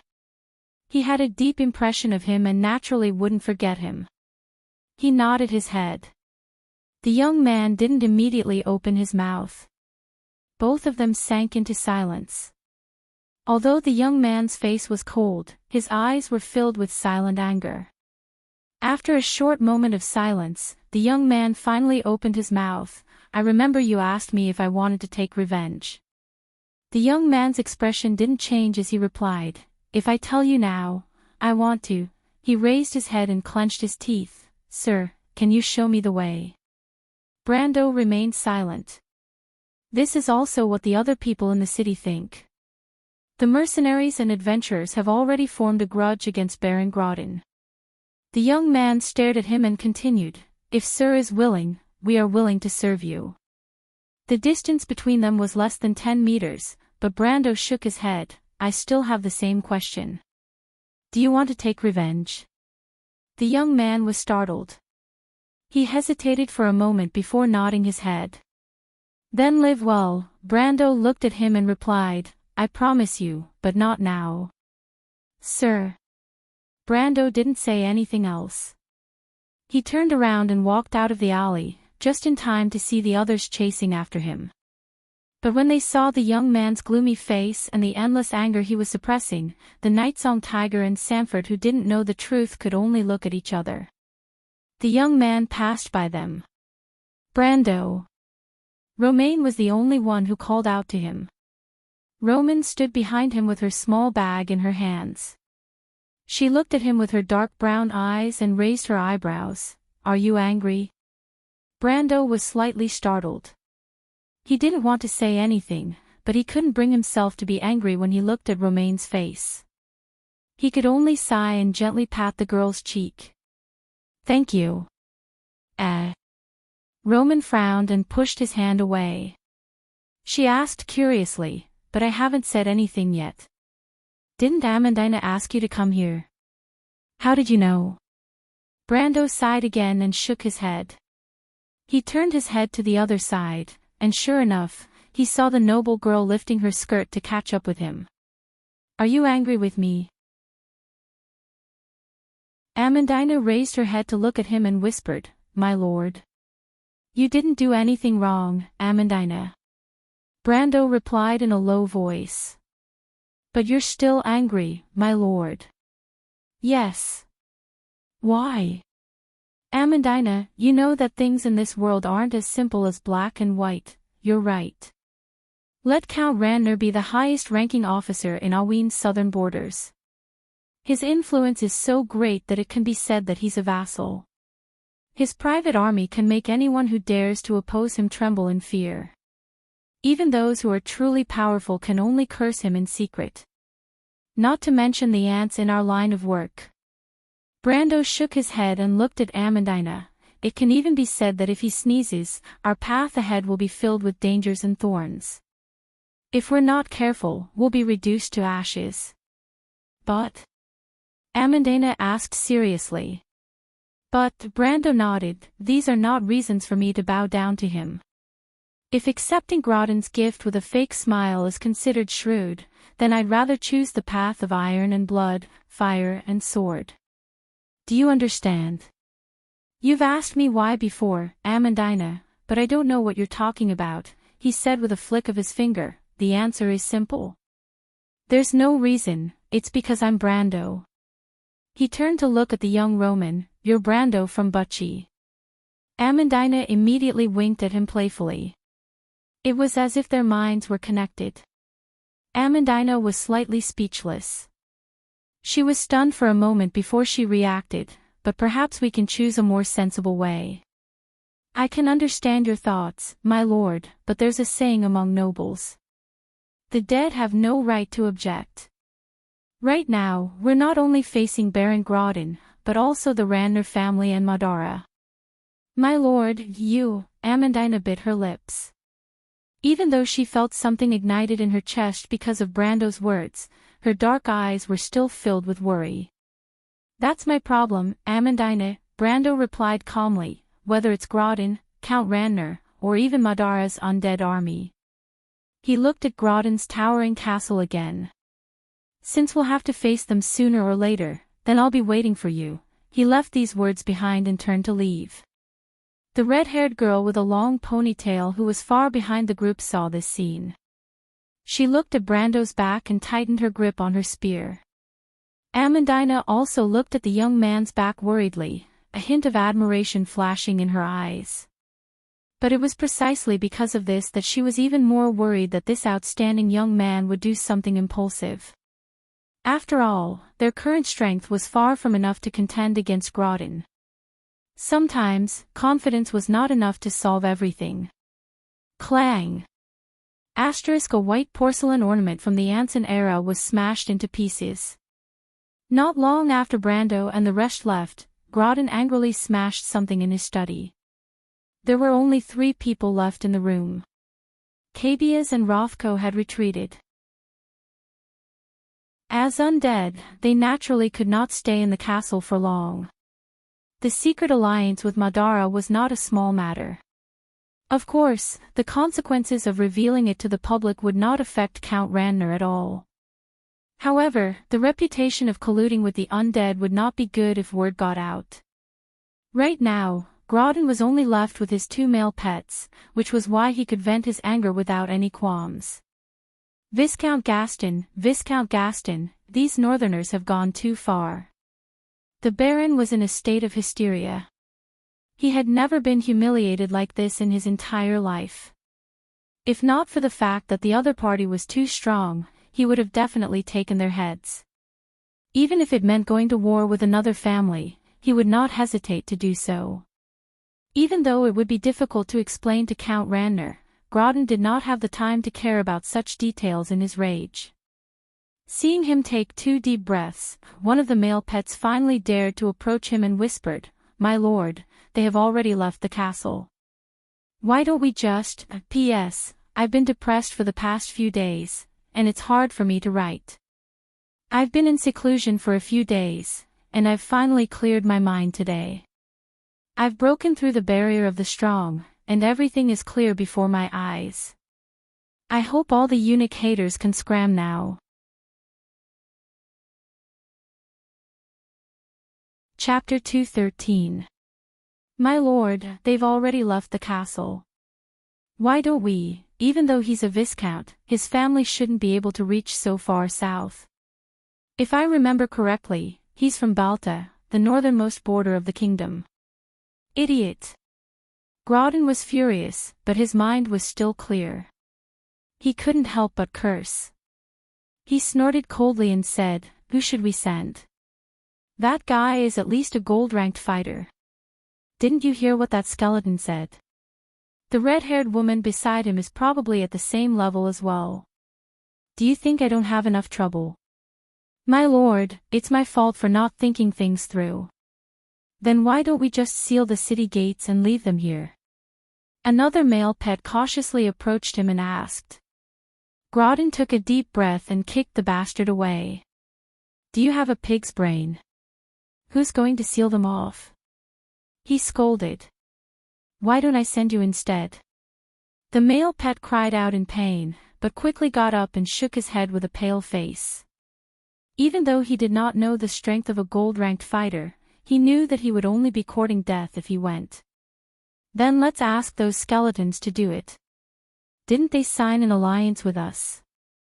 Groudon's male pet glanced at his companion with a gloating expression, and replied in an even more submissive manner. But Groudon shook his head coldly and said with disdain, "They won't do it. They would not do anything. Madara had just signed a peace treaty with Awin, and they would not offend another noble family at this time. Even though I don't know why their commander is here, I don't think he'll be willing to leave anytime soon." There was something he did not say out loud. In reality, both sides were just using each other. Signing this secret alliance meant that there would not be any communication on the surface, but Count Randner could use the Madara army to suppress the kingdom's southern army and further consolidate his power. This was the true meaning of this alliance. Of course, there was no need to say these words to a male pet. He turned his neck and touched the wound on his cheek. He replied with some hatred, "But this matter won't be settled so easily. I'll definitely teach that guy a lesson. Father might not agree to go to war with another family, but I'll see if he can protect the people around Viscount Gaston. He sneered and immediately said, "Bring me a pen and paper. I will write a letter to the Count immediately." "Yes, my lord." The male pet beside him immediately lowered his head and was about to do as he was told. But it was at this moment that the door of the study silently opened. A figure slid in like a shadow, then said in a low voice, "I'm sorry, but I'm sorry. My lord, the matter with Kyrie has been settled. I just received a messenger pigeon." Grodin paused for a moment before he recalled the matter. He immediately nodded and gritted his teeth as he said, "That's good. Give that thing and the letter to my father. I'm sure he won't refuse my small request." Grodin turned around and saw that the figure was still standing there motionlessly. "Is there anything else?" he asked. "My lord, the city seems to be a little unstable. I'm worried about the mercenaries." The figure replied in a low voice. "Don't worry about them. Even though the skeletons of Madara won't help me deal with that damned Viscount, they won't let them off easily. But they won't let the rioters do anything to me. I know that better than you." Grodin waved his hand. "You may leave. If those mercenaries don't know their place, I'll teach them to be obedient." The silhouette nodded, and then silently retreated. On the other hand, even though Amandina wanted to let the rest of the day pass by peacefully, it seemed like there were some things in this world that could not be changed by one's will. She never thought that things would develop out of her expectations from the start. They could not stay in Abes any longer after the conflict with the local lord. Brando was not afraid of Grodin's revenge, but he had to consider the possibility of Madara stabbing him in the back. After all, they had fought once in Fortress Reedon and were targeted by Madara in Brags. He might even be on Insursta's assassination list. Cabias might be wary of his identity as Viscount Gaston, but it was just a facade. He could hide it for a while, but it could not hide it forever. Leaving Tonajol as soon as possible was the wisest choice. However, 3 hours after they left the city, they ran into a group of Grodin's cavalry. "Carrie." Spiderhammer was equally surprised. Spiderhammer, who had a ferocious face like a hyena, was surprised by his good luck. He looked greedily at the women in the group. Oh, Martha, he had never seen such outstanding women in this area. Even if there were only a few of them in the territory, they were still the Lord's women. He did not dare to have any improper thoughts. The rest of the women were either thin and sallow commoners or prostitutes who frequented inns. He had never seen someone with such an outstanding temperament and beauty before. Kyrie couldn't help but rub his eyes, thinking that he was dreaming. He could not help but think about what kind of benefits he would get if he gave these women to the Lord. Of course, it was not impossible for him to secretly keep one of them. He secretly licked his lips and glanced at the group of people blocking the road. They were just a group of mercenaries. It was not his first time dealing with these people. His lord's last woman was the little sister of a small mercenary group leader. Wasn't he the one who taught those people a lesson? Carrie secretly counted the number of people in the group. There were only a dozen of them. Even though they were only at the mid-level of iron ranked, they were a little difficult to deal with. However, they were not even worth mentioning in front of 100 of his men. Carrie could not help but think that this was a gift from the heavens. His hand was already on the handle of his mace, and his gaze finally stopped at the young man leading the group. A young man. He looks like a noble. A noble's son on a trip. Carrie secretly confirmed his identity.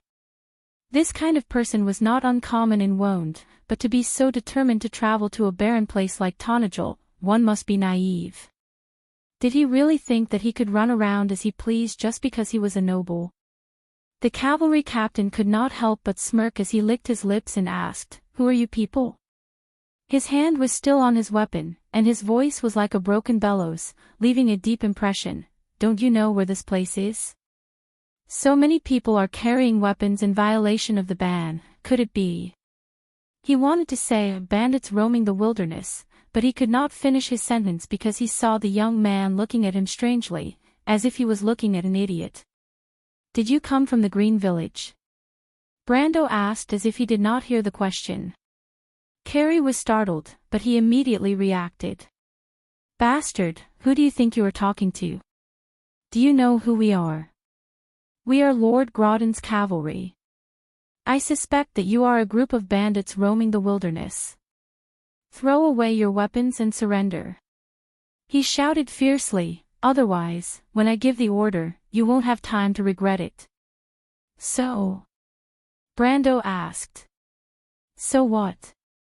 Carrie did not hear the suppressed killing intent in Brando's voice, or rather, he did not think that a group of iron-ranked mercenaries would dare to resist him. There were more than 100 cavalrymen behind him, and they were not just for show. They were bloodthirsty men who were selected from the mercenaries for a large sum of money. But I'll give you a chance to turn over a new leaf. The cavalry captain waved his left hand at the mercenaries, the women stay, and the rest of you get lost. Amandina, who was standing behind him, did not feel the slightest bit of anger when she heard his words. On the contrary, she was used to the arrogance of the noble's private soldiers. She sighed. Can't he see that he's walking into a trap?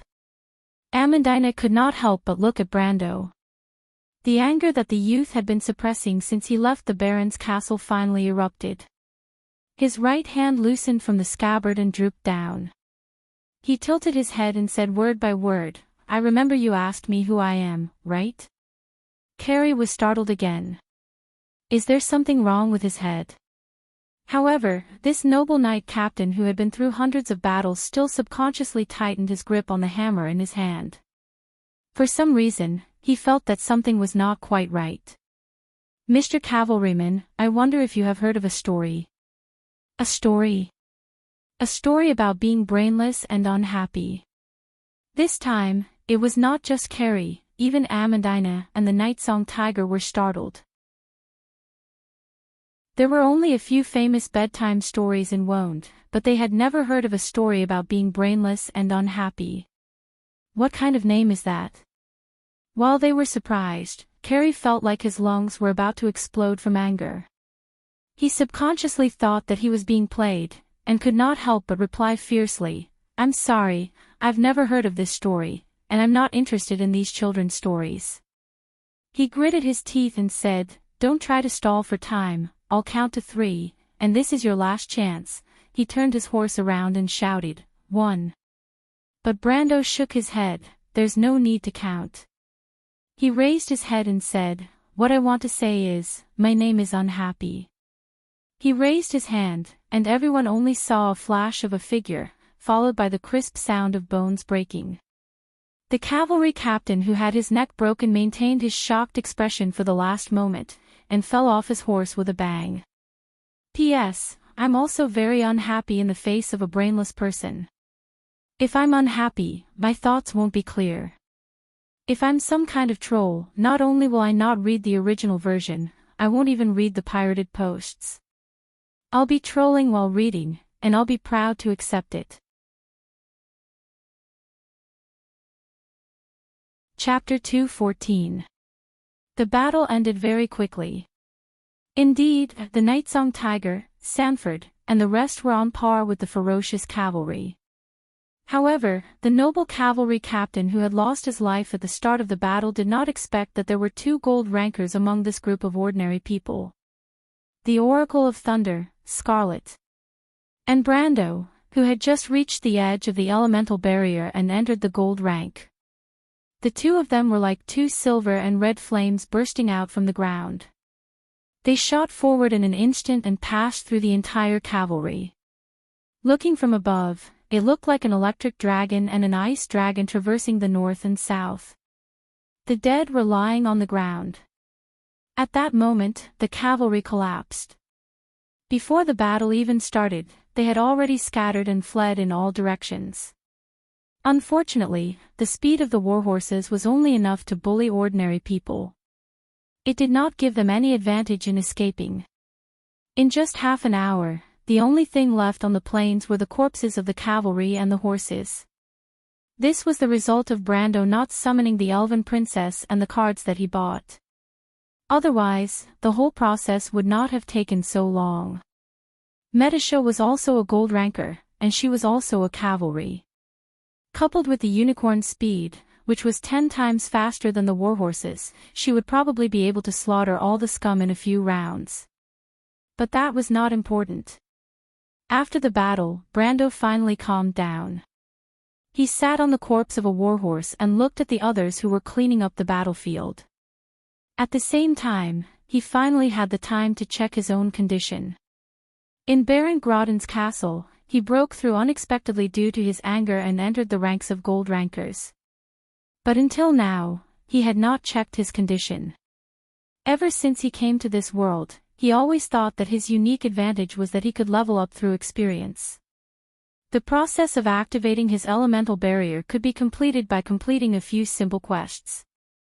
Thus, the most difficult problem for NPCs was not a problem for players.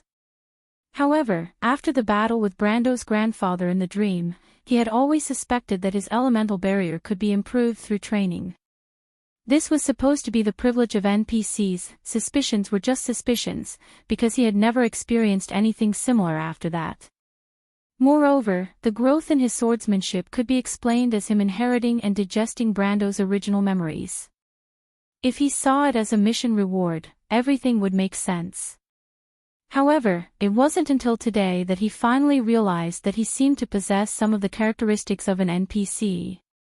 For example, he could increase the level of his skills through training, or he could similarly rely on breaking through realms to increase his power. Just like before. Although this was better than nothing to him, it was still a piece of good news. Moreover, this also proved another thing, which was that he did indeed possess the characteristics of both a player and an NPC. It was as if the mixed identities of Sophie and Brando were supposed to be there. He calmed down and brought up his status menu one by one. Brando was immediately shocked. He found that his actual level had not increased at all. He was still at level 32, but he found that all his attributes had increased by more than 30%. What's going on? He immediately closed the menu, and the green shadow on his retina changed. When the young man glanced at it, he almost spat out a mouthful of water. He saw a small bracket next to his name on the status menu. Brando, Elite Template. Damn, Lord Martha, can you not be so careless? Is it possible that every time a bot breaks through realms, the bot's level will increase by 1? Then, the next time, it will be Rare Template. Then, Lord Template. Then, Elite Lord Template. Seeing this scene, even with Brando's current state of mind, he could not help but secretly curse. For a moment, he almost thought that he was a monster. It was just like in the games and novels he used to read before he transmigrated to this world. There were often cliché plots where a certain boss mutated and became a mutated boss. However, he did not expect that there would be a day where such a plot would actually happen to him. Moreover, it actually happened to himself. Brando could not help but cough, and then subconsciously looked left and right. He was worried that there would be 25 or 40 footmen jumping out to raid him or something. Although it was a little unrealistic no matter how he thought about it, what happened now was unrealistic enough. Compared to this, it seemed that everything else that happened was not so inconceivable. But wait, after a short moment of astonishment, Brando reacted. With his understanding of the game, since he had the elite template, then the changes in his attributes should not only be reflected in the numerical values. What about the elite skills? Additional resistance. Brando immediately switched down the menu, and found 3 new slots under the character skills column. Above it was written in dark green text, Elite Skills, Additional Resistance. However, these fields were still locked at the moment, and there were some similar numbers behind them, 45, 47, 60, Brando only hesitated for a moment before he understood what these things meant. Level lock. This thing was the same as the additional element column after elemental activation. Presumably, it could only be unlocked after reaching the corresponding level. It was just that the latter, in addition to reaching the corresponding level, also required the investment of element points. The elite individual skills were the same as the general low-level combat skills, and the additional resistance was at most equivalent to adding an additional cloak equipment slot. However, if this mutation continued and went further to the level of a boss, an elite boss, or even a world leader, then it would be completely different. Brando pursed his lips, and his heart moved slightly. The skills of a boss had already reached the intermediate level, the skills of an elite boss were even higher level, and the world leader had already surpassed the players. This was the only way to obtain top-level skills. Although it was obvious that breaking through to the next level must follow the general rules of NPCs, which was that the higher the level, the lower the probability. It was also because of this that the number of NPCs who had elemental activation or even entered the gold stage was less than 1 in 10. It was also because of this that the number of strong people in this world was distributed in such a clear pyramid pattern. Otherwise, it would not have become the world of players in the middle and later stages of the game. But in any case, it was always good to have a possibility, even if it was as illusory as the clouds in the sky. Brando quickly calmed down from the special situation because he had something more important to check: elemental activation. He opened the panel, and sure enough, he saw these two words behind the elemental activation column: stability, stillness. This was not his elemental activation, but the nature of the elemental power he sensed. As his power grew further, the rhetoric to describe this elemental power would become more and more accurate, and once he broke through that barrier, at that moment, the power of the law that truly belonged to him would descend upon him. It was not until then that he could truly be said to have the qualifications to flexibly use the elemental power. In terms of element points, law skills, and domains, a warrior who had elemental activation could indeed be said to be an inhuman existence. But this was also the reason why it was so difficult to elemental activation in the Amber Sword. Not only elemental activation, even the qualifications to enter the gold stage were enough to make most people flinch. In fact, this was a well-known rule in the Amber Sword, because there were two conditions for ordinary people to enter the gold stage: absolute power to break through the 100 power level, and the second was to be able to sense the elemental power. The first of these two conditions was not difficult for most people with a certain level of talent, but these people would eventually stop at the peak of silver. The reason was simple: they could not sense the elemental power. The elemental power was the law of the world, and if one could not see the line that manipulated the law on the other side of the world, then no matter how strong a person was, he would never have the opportunity to touch the wall of elemental power.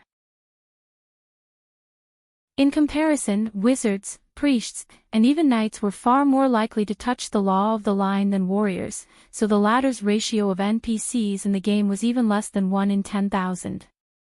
Brando knew a few warriors who had elemental activation, and only a few people like Buga were strange.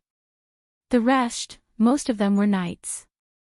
And people like him who had the opportunity to have an epiphany was even rarer. Based on this point alone, his luck was truly unparalleled. But what really confused him was the description of the nature of the elemental power. If his elemental power was ice, or cold, or even north wind, or water, or even a higher level of heat, he probably would not be so confused. Because the external form of his elemental power was clearly the secondary elemental power of cold and ice, but the description of the elemental power was static and stable. No matter how he looked at it, it was the description of space or time. Brando could not help but look at his hand, and for a moment, he was a little confused. Was it ice or space? The difference between the two was not small. Although ice was one of the 4 greater elemental powers. But space and time were the legendary existences. The young man shook his head, and then he looked up, but saw Amandina and the Roman walking over together. He was slightly startled, because he saw the 2 girls holding hands, and a somewhat timid little girl looking at him. A little girl with long green hair, at most 8 or 9 years old. The Senia. Brando frowned slightly. The only village in the south was the green village at the border of Tonajol. If he remembered correctly, there was a group of Senia living there. According to legends, the Senia were the descendants of the children of the forest. These short humans were close relatives to the druids of the forest. They had a certain degree of wildness, but because of this, they were always regarded as barbarians. The Senia were extremely isolated. They hid at the edge of the forest, and were unwilling to assimilate with Erewhon. The local nobles usually took a passive attitude towards these so-called inferior races, but there were a few who used bloody methods to suppress them. It seemed that Grodin was one of them. But why did he capture a Senia girl? The nobles disdained to come into contact with these barbarians.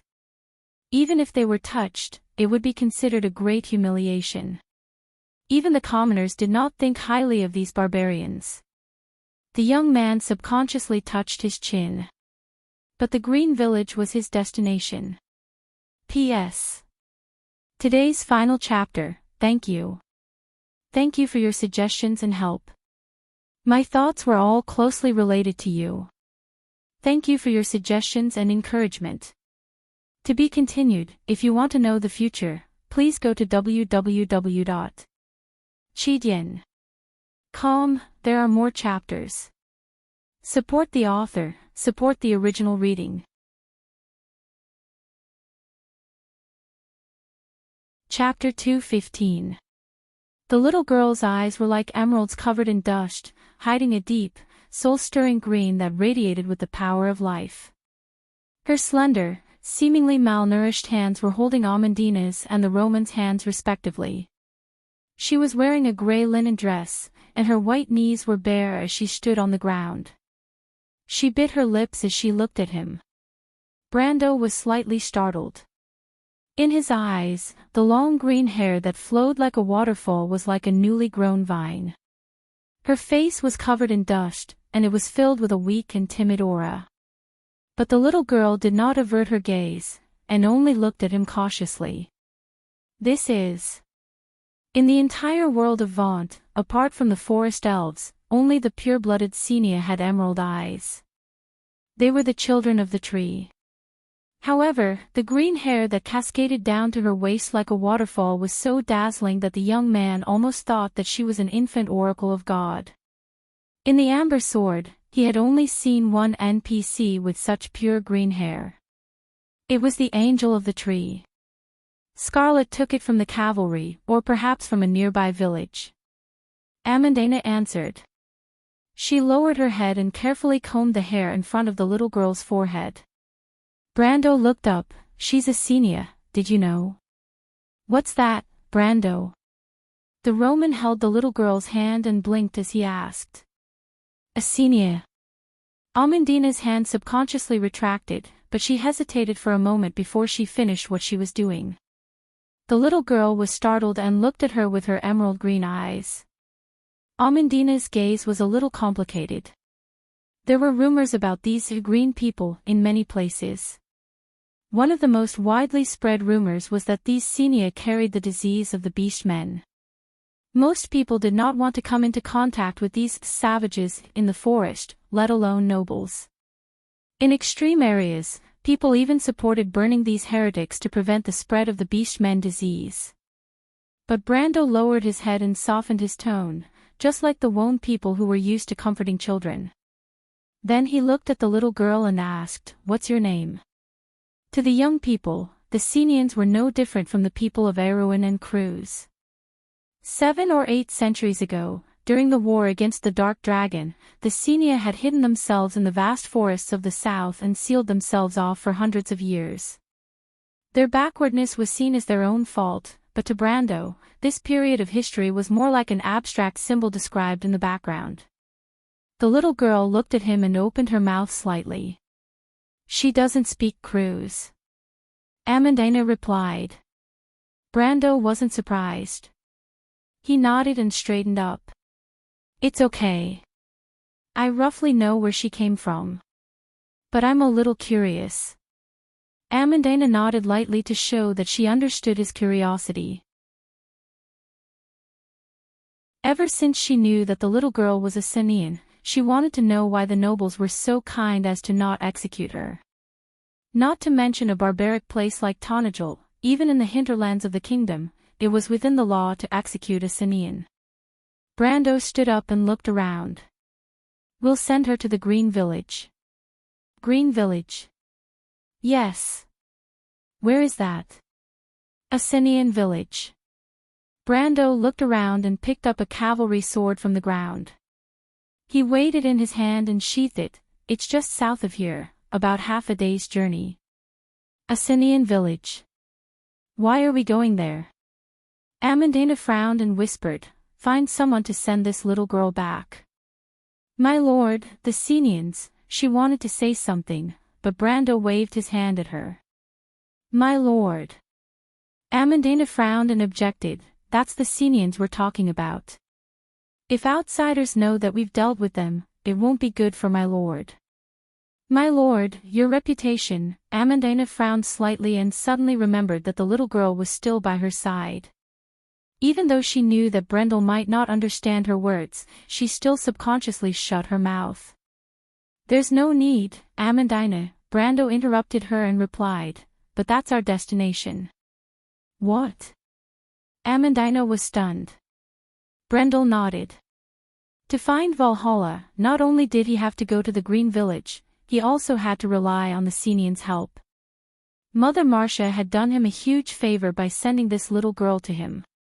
Even though the Senia people were closed-minded, they had a kind of simple feelings for their true friends, just like the mountain people. He had to use the Senians to contact the Druids in the forest. Druids. Brando thought to himself. Druids. They're a race similar to the Silver Elves, maybe even earlier.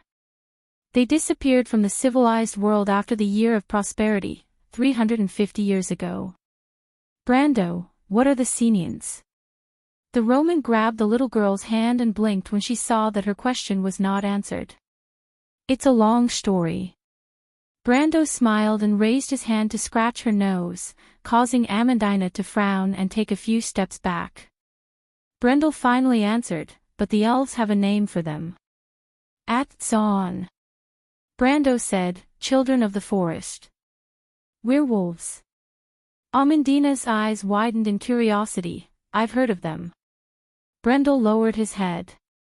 He noticed that when he mentioned the word At-Zon, the little girl had a clear reaction. She raised her head and looked at him with a pair of emerald eyes. In her eyes, there was a deep green color. The Green Village that Brendel mentioned was an unfamiliar name to most of the people in Aween and the people who made the maps. In the latest administrative map of the Year of the Candle and Dagger, there were as many as 450 towns, villages, and manors in the kingdom, but none of them were named Green Village. But Brendel knew this place. It was a settlement of the Senians at the border. In fact, in the Year of Silver, which was about 10 years later, the adventurer group that set out to the Kalanga Mountains had set out from here. But the scenery at that time was different from now. They rode through the cultivated land that the Senians had opened up at the edge of the forest. They saw the fields spread out in strips along the forest. The faint sunlight passed through the tall black pine trees and fell on the artificial crops. It was so quiet that it felt like an empty dream. In Brando's memory, there was a meadow that stretched far into the distance. Other than the path under the horses' hooves that was still stubbornly growing out of the forest, all traces of artificial crops had been buried under the traces of time. He looked past the fields and could almost see the river bank behind them. He remembered that it was a settlement of level 30 creeping demons. It took a lot of effort for them to pass through the dark forest. However, the damage caused by the attack of the noble cavalry pulled him back to reality. The first thing he saw was a broken fence, warhorses passing through the fields, and crops being knocked askew. It was as if a herd of wild boars had crossed the border. Those bastards! One of the Grey Wolves' mercenaries cursed in a low voice. Mercenaries like them were mostly born in the mountains. They were either hunters in the mountains or farmers in this line of work. Of course, the noble did not understand that these crops were everything to the people who relied on them for a living. As if to answer his words, they went around the fence and saw a woman in a tattered linen shirt kneeling on the ground. She covered her face and sobbed softly in front of a destroyed field. A man, who seemed to be her husband, was holding a rake and looking at the scene with a frown. When he saw the group coming out from behind the fence, he was stunned for a moment. Then, his expression changed. He held the rake in front of his chest and shouted, "Asha, run! They're back!" After that, he let out a low growl and lunged forward. But before he could do anything, Scarlet, who was riding on her horse, swept him with her halberd and sent him tumbling. The red-haired girl frowned.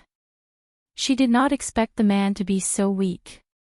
She then realized that the man was probably just an ordinary farmer. She dismounted from her horse and tried to help him up. However, before she could make a move, she felt herself being hugged by someone else. The woman called Asha hugged her from behind. She cried and shook her head, "Please don't kill him. Joel, run." The man did not intend to do so.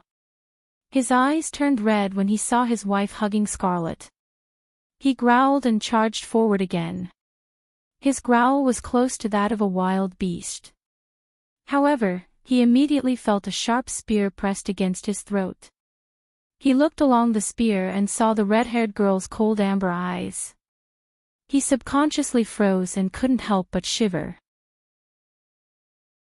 His entire body froze involuntarily. "Idiot," Scarlet said coldly. "You overestimate yourself." She put down her halberd and swung it to the side. With a flash of lightning, a tall black pine tree fell to the ground. Throughout the entire process, the people on the horses did not move at all, as if they were spectators. Even the mercenaries did not have a good impression of the Senia people. Only Roman blinked his eyes, full of curiosity from beginning to end. The man seemed to have just woken up. He did not understand why Scarlet did not kill him. His legs went weak and he almost fell to the ground. But it was at this moment that a small voice came from the crowd. "Is Joel?" "Elvish, Uncle Joel." The man called Joel was stunned. He couldn't believe his ears. He turned around and looked at the little girl with long green hair in Roman's arms in disbelief. For a moment, he thought he was hallucinating. "Sifrid, why are you here? Didn't they?" The woman behind Scarlet let go of her hand and asked in a daze. "Is Joel?" Essa voiced him. "In Elvish, Uncle Joel, they saved me." The little girl replied softly, word by word. Her voice was as ethereal as a breeze passing through the forest, causing the wind chimes to ring.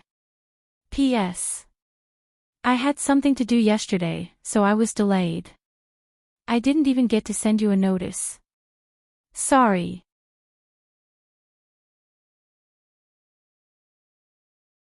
Chapter 2:16.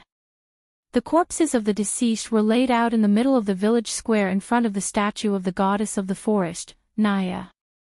The square was silent as the elderly shaman prayed for the souls of the deceased. The men and women watched the scene in silence. Ever since centuries ago, suffering had become a part of life for the Senia people. Because they were powerless to resist, they could only choose to hide further into the forest. But life in the dark forest was not necessarily sweet. Cold, hunger, and the constant attacks of monsters brought about the shadow of death.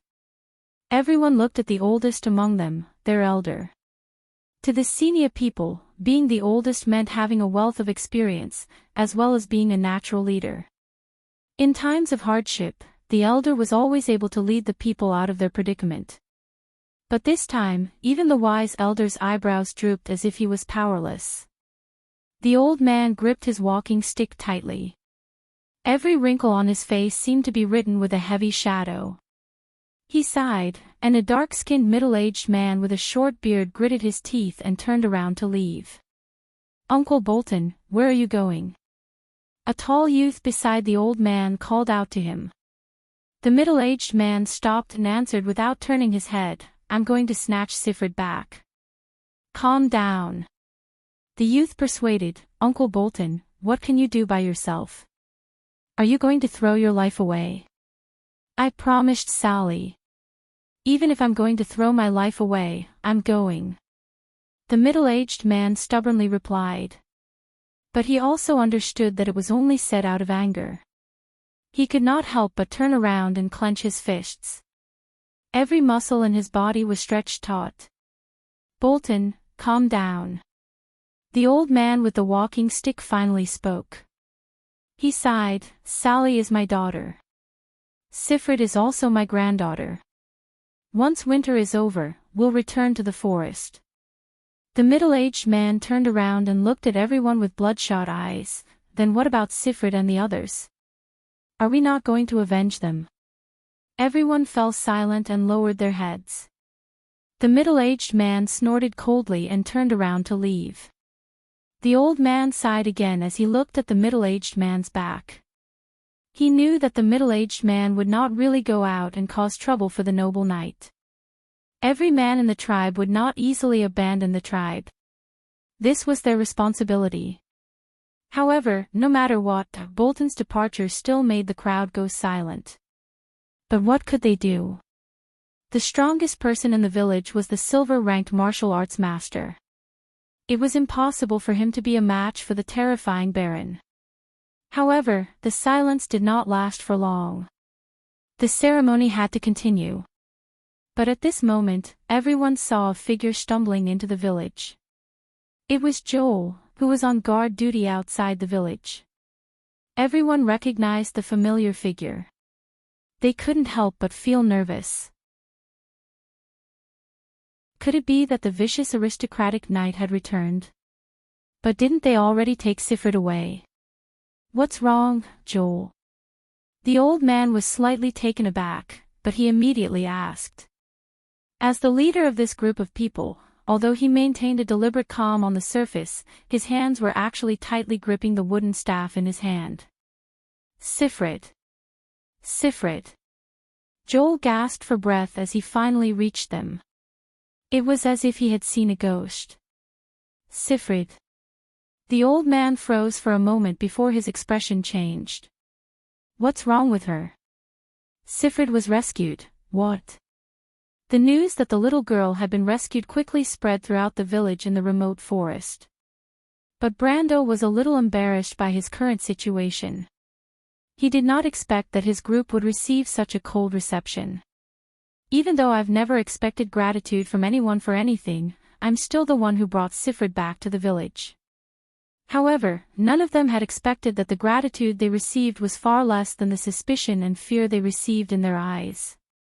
As they rode through the village on horseback, they could feel the similar gazes everywhere. The middle-aged man called Joel was the first to receive them. He led them to the largest house in the village and told them that the elder would be arriving soon. In the end, he gave them a fearful and complicated look before he closed the door and left. The Grey Wolves mercenaries were the first to lose their patience. "TSK, what kind of attitude is that? That's right, we shouldn't have come here," another person said. However, they also knew that it was just empty talk because the young overlord had made it very clear that this was their destination. But they did not know why they had to come to such a remote place. They could not help but look at Brando in confusion. Brando could only smile bitterly. Amandina was also looking at him with a gloomy gaze. "Less prejudice will make you feel more at ease." The young man had no choice but to answer. "But they did escape during the war, my lord." The younger wild elf sister could not help but ask in a clear voice. She had been following Brando for a while now because she found that the young lord seemed to have the ability to deal with her endless questions. Even her sister could not do it. She could not help but ask questions even though she had been scolded by her sister many times in private. But just like now, she could not help but ask. Tia. The older wild elf sister gritted her teeth. She could not wait to strangle her beloved sister to death. She was always causing trouble for her. Then she raised her head and looked at Brando carefully. Fortunately, the young man did not have the intention to make a fuss. Amandina shook her head. I don't care about this, my lord, but, yes, I know. Reputation. Brando nodded. My lord, since you know, but Brando shook his head again, but you also know that I don't care about this. My lord. Brando shook his head. But at this time, there was a sudden knock on the door. Everyone was startled. Immediately, a mercenary with one hand on his weapon carefully walked over to open the door. The door opened, but there was no one outside. My lord. The mercenary who opened the door was slightly startled. What's wrong? The mercenary moved aside with a strange expression, revealing a basket of berries outside the door. These fruits were obviously freshly picked from the forest. There were even dew and leaves left on them from the forest in the morning. Everyone was stunned, and then they looked at each other in silence. Brando sighed in his heart. Even though there was still suspicion on his face, there was also gratitude. But the misunderstanding between the heroine and the senior was too deep. It was so deep that it was ingrained in their hearts. What should we do, my lord? Sir Lord. The mercenary asked. Put it away. Brando replied. Even so, he could not help but look beyond the door and stop at the square outside. The current green village was indeed very different from his memories. The village that existed in his memories was overgrown with weeds and broken walls. Even though it had just experienced a terrible attack, there were traces of fighting and bloodstains everywhere. But at least it still had the scent of a human. He looked at the tall wooden statue of Nia in the middle of the village. The Senia's deity was carved in a lifelike manner. The heroic goddess of the forest wore a fur robe and carried a short bow. She raised a basket full of prey and fruits with both hands. In the culture of the mountain people, she symbolized the harvest of the hunt and the harvest of the crops. His gaze shifted to the other side. In fact, the Senia still lived in conical huts made of stone and wood, and not in tents like the legend said. It was just that their culture had long been lost in the vast forest. The legendary Nightwalker of the Senia was only a legend now. But their relationship with the Druids was still as close as it was a few centuries ago. When he thought of this, the mercenary had already closed the door. Even the mountain people who looked down on the Senia in the Grey Wolves mercenaries could not help but fall silent and reconsider the relationship between the Senia and the Senia. But this situation did not last long because there was another knock on the door. But this time, it was not fresh fruits, but the person Brando had been waiting for. An old man with a wooden staff in his hand. The youth immediately recognized him as an elder of the village, and he knew the customs of the Senia like the back of his hand. On the other side was a dark-skinned middle-aged man with Sifrid leaning against him. He must be the little girl's father. Guests from the outside, thank you very much. Brendel did not have time to react, but the old man had already bowed deeply to them. The youth frowned slightly and replied, There's no need for that, it's just a matter of convenience.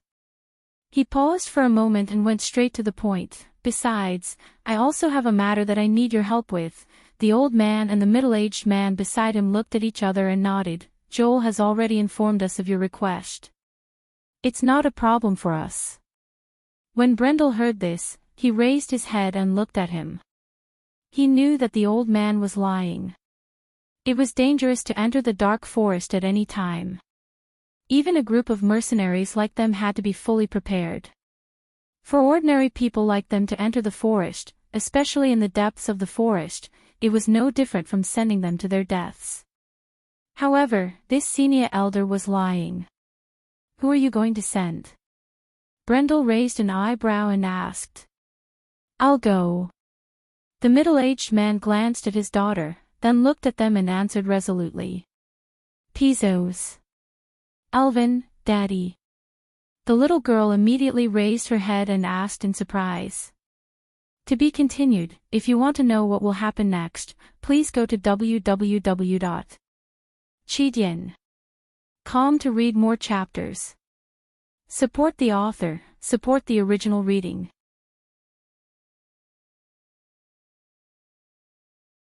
Chapter 217. Pizos. Elvin, Daddy. The little girl immediately raised her head and asked in surprise. What about your daughter? Brando frowned. I will take care of her. Sifrid's mother is my adopted daughter.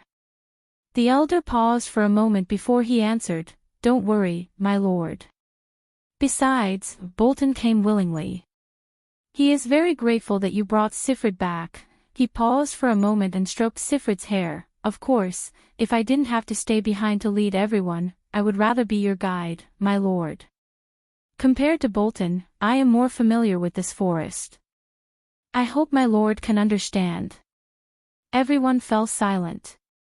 As mercenaries, their knowledge of the dark forest was no less than Brando's. There were even more terrifying legends about this place than the most terrifying bedtime stories in Aween that were used to scare children. What about her mother? Amandina was the only one who asked with a frown. Brando's heart skipped a beat when he saw the little girl's grip on her father's clothes. The elder sighed and replied with a hint of reminiscence, Sifrid's mother is half elven. She used to be the most beautiful girl in our village. She was also the happiest girl when she married Bolton. Unfortunately, in the last hunt, she had to protect the others. Brando gritted his teeth. Of course, he knew what a hunt was. In most areas of Wonde, the nobles regarded the conquest of the barbarians as a hunt. This was a custom that had been agreed upon for centuries. However, this event had already become a symbolic act in most places, because the real barbarian invasion had completely disappeared after the First Holy War. In fact, it was rare to see the most ferocious enemies of civilization in the present day except in Tungoya. The so-called barbarians were nothing more than a misunderstanding created by Grodin and the others to satisfy their perverted desires. However, this misunderstanding was not only limited to the nobles, but also to the commoners. All right. Brando nodded in the end. Let's get back to the topic. Of course, I won't object to it. However, this isn't a trivial matter. How much time do you need to prepare? He glanced at Bolton, thinking that he should be able to guarantee Bolton's life with his own ability. After all, there were 3 gold-tier players in his team. They were different from other adventurer teams. In comparison, he was actually more worried about the people outside. However, the senior elder nodded, Sir, there's no need to worry about the other problems. But I have to remind you that perhaps you aren't too familiar with the dark forest behind us. In fact, after autumn, the forest becomes extremely dangerous. Especially when winter is approaching, animals will become more aggressive due to hunger, not to mention monsters. In fact, I suggest. It's okay, Brando interrupted him. As long as you get us through the forest, we'll be fine. We just want to get through the forest. As for the rest, we can take care of it. The old man was startled and opened his mouth, but no words came out. He obviously didn't know that Brando was looking for the druids of the forest. The druids had been in seclusion for almost 400 years and had almost no contact with the outside world. However, the young man was familiar with the habits of those who had a strong sense of territory. He believed that as soon as they entered the forest, they would attract the wild beasts. With Brendel's experience, he believed that it would not be too troublesome to reverse the process and find them. As for how to convince the druids to bring him to the legendary Lost Temple of Valhalla, that was another problem altogether. However, Brando had already made up his mind to change his original plan. He wanted to find the legendary Lost Kingdom first before meeting up with the Nightsong Tiger. The reason why he did this was because of a series of problems that he had encountered recently. The number of enemies in front of him was increasing, and time was running out. He had to find a faster way to solve the problem. However, gaining the trust of the druids was a problem. The forest hermits, who had always maintained a neutral stance, had always maintained a suspicious attitude towards outsiders. Although they had once been allies with the humans, this relationship had long been destroyed in the First Holy War. This problem made him feel a little troubled, but he could only take one step at a time. After all, the druids were different from the silver elves. The silver elves had completely sealed off all contact with the outside world, while the druids were not completely isolated from the outside world. It was just that they had very little contact with the druids. The senior elder pondered for a moment. Although he did suspect that these people had ulterior motives, from Joel's description, they had the strength to raise their village to the ground, so there didn't seem to be a need for them to play any tricks. Moreover, they had destroyed an entire group of noble cavalry. The old man couldn't help but feel a little scared when he thought of this. He was different from the other youths in the village. His experience told him that Groton would not let this matter rest, and he was afraid that his revenge would come soon. When that time came, how could the village resist? That was why he wanted to keep Brando's group here, at least for the winter. However, he didn't expect that the moment he opened his mouth, he was rejected by the other party. He couldn't help but think that these people didn't care about their lives and only wanted to make a deal with them.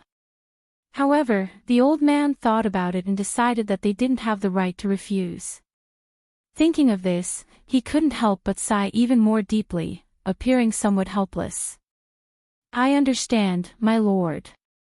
The old man bowed and replied helplessly, "I will arrange it for you as soon as possible.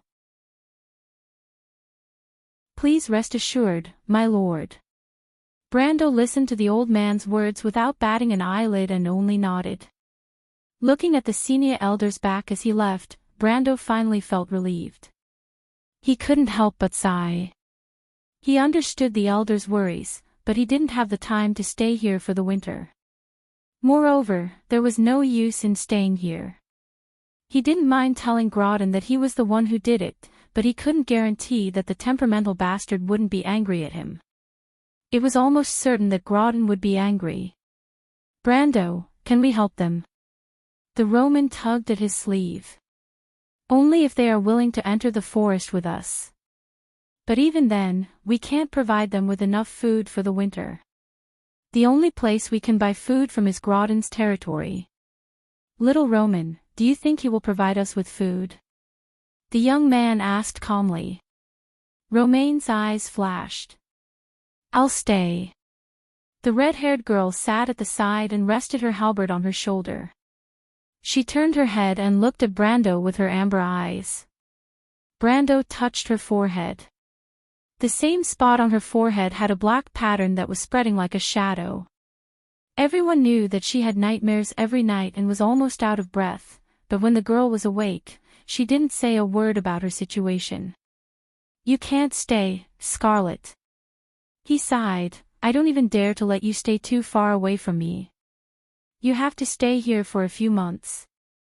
It's too dangerous for you and these people." The red-haired girl gritted her teeth and snorted lightly as if she didn't care about her condition. But Brando's words moved her. She couldn't stay here. If she became an oracle, these people wouldn't be able to escape death. Amandina looked at everyone without saying a word. Even though she didn't like the senior people, she couldn't help but clench her fists when she saw this scene. At this time, Brando stood up. He tidied his black coat and let out a sigh of relief. He looked around and said, "I'm going out for a walk." Everyone was stunned. In their impression, this young lord was not someone who liked to wander around. But Brando saw that the Nightsong Tiger and Scarlet were about to follow him and waved his hand. "Nightsong Tiger, Scarlet, stay here. Let me be alone for a while. The two of you should rest and prepare for the upcoming journey." The Nightsong Tiger and Scarlet were startled. Alone? There was a well-known custom among the Senia, and that was their belief that the soul of a person would linger around the living after death, protecting them from the harsh environment of the Black Forest for generations to come. That was why they built long houses for the dead and set up the most important meeting place for the tribe. That was why the souls of the dead were able to experience every moment of life and death with the living. However, at this moment, this sacred longhouse ushered in a dispute. "I don't agree." The young man who spoke earlier shook his head. Sifrid was saved with great difficulty, and this means that Goddess Naya doesn't want to see this result. But now we have to send her back. What's the meaning of this? If we don't send her back, we'll all die, a thin middle-aged man said in a gloomy voice. Of course, we don't want to, but we have no other choice. Haven't we seen enough deaths? Sifrid's mother also left this world for the same reason, but it's all for the sake of others. This is the sacred covenant of Oceania. Brendel gritted his teeth. Sifrid's mother left this world for the same reason. Of course, if one day the tribe needs me to complete this mission, I'll say the same thing. He glanced at the young man. What we need now is perseverance and calmness. Don't forget that the tribe did not rely on impulse to survive until today. Bolton, Sifrid is your daughter. What do you think? He turned back to the old man. The middle-aged man crossed his arms and did not say a word. Is there no other way? The young man gritted his teeth. How can we give away our own people? Why don't we go into the forest? The elder shook his head. The crops in the fields had not been harvested yet, and if they hid in the forest now, they would only face the fate of freezing or starving to death. Then are we just going to watch Sifrid throw her life away? You can't say that. The Baron said that he wants to take Sifrid as his adopted daughter. Didn't he say that as long as we send Sifrid over, not only will we not have to hide in the forest, we can even become real citizens? Someone in the crowd spoke in a low voice. Everyone fell silent. Take Sifrid as his adopted daughter. Everyone knew that the Baron was lying. How could a lord take an Oceania? Even if she was half-elven, there was no way he would do that. Moreover, everyone knew how filthy and despicable those nobles were. Aren't you ashamed to say such words? The young man coldly mocked. That may be the case, but we have no other choice. If the elder thinks it's worth it, we can fight those bastards with our swords and spears. Elder. The middle-aged man coldly snorted. The argument in the longhouse grew louder and louder until it reached the outside of the building. He sat quietly on a rock and looked at the little girl squatting beside him, her green hair flowing like a waterfall. The latter was staring at the ants on the ground with a calm expression, as if she did not hear the argument in the longhouse. Sifrid, the young man finally spoke, you can understand my words, right? The little girl was slightly startled. She raised her head and looked at him with her emerald green eyes. I'm sorry, elder brother. She struggled to speak, but this time she spoke in Cruz's language. It's all right, Brando shook his head, I know you were trying to protect yourself at that time. Sifrid seems to be a very smart child, the little girl smiled. Her smile was very sweet. She thought for a moment and said, Elder brother. Elder brother. I will bring you into the forest. I also know the forest. Mother, teach me. Brando felt his heart soften, but he sighed and shook his head. Sifrid, even if you bring us into the forest, even if you're not here, the Baron will still find us. Do you understand? The young man spoke in Elvish. Sifrid was startled for a moment, and her face quickly turned gloomy. I'm sorry. Brando whispered. The little girl bit her lips. But it was at this moment that the argument in the longhouse became more intense. Author's note, I originally planned to update the character list today and reorganize the levels and equipment. But my mood has been unstable for the past few days, and my shoulders and neck are sore. I can't bring myself to do it. I can only apologize to everyone here, especially Sister Crimson. I'll definitely update it tomorrow. I'll go rest now. Thank you. Also, according to the plan, there should be 2 more chapters for Gentle Words of Hope. After that, we'll be moving on to the next part of the story. If you want to know what's going to happen next, please go to www.cheedian.com and read more chapters.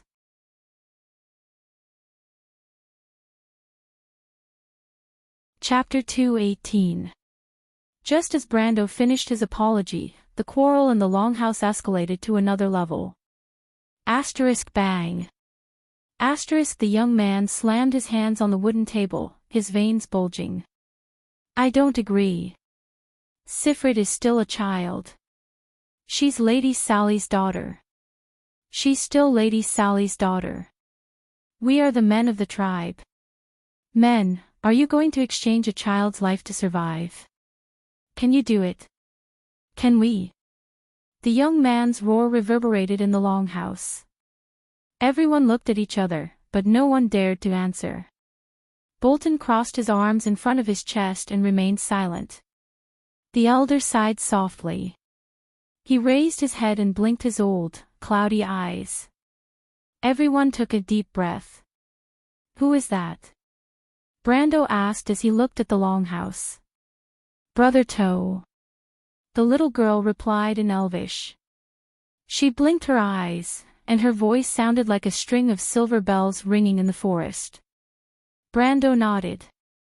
The longhouse was silent for a moment. Enough. The skinny middle-aged man let out a long sigh and shook his head. Please, you've said enough. Don't hurt us anymore.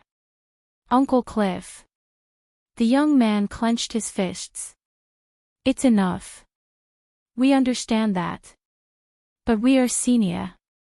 Do you understand? This is the fate we bear.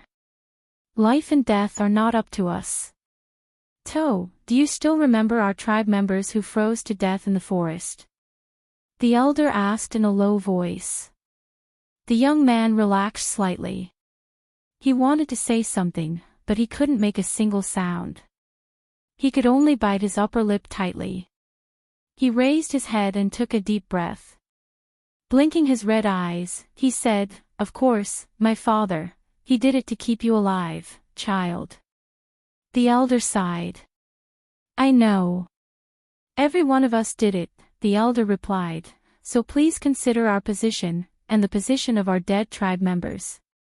In the legends of the Senia people, there is a long song in the forest. However, the spirits of our ancestors are also watching us from the forest. Generation after generation, they fought, bled, and sacrificed in the dark forest, but it is not for us to be impulsive and bury everything. Do you understand? He asked, emphasizing each word. The air in the room seemed to freeze, and someone was sobbing softly. I understand. But, are we going to live like cowards forever? What's the point? Lord Naya also said that it's not enough to just live.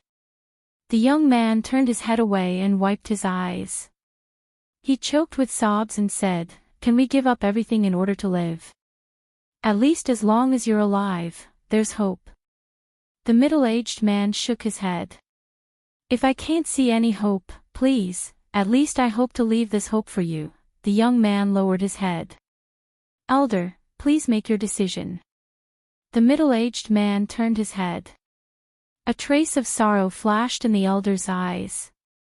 He pondered for a moment before he spoke, All right, but none of us have the right to make our clansmen die for us.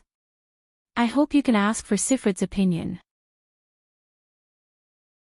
But there's no precedent for this. Someone in the crowd spoke up.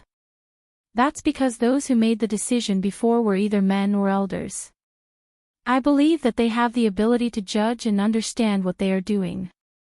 The elder lowered his head and replied. The crowd was stunned for a moment before they fell silent. But Sifrid is just a child. What does she know? Are we going to let a child decide the fate of our entire clan? That's too rash. Someone in the crowd objected. The middle-aged man's face turned cold. But now, you have to rely on a child to save yourselves. Isn't that right?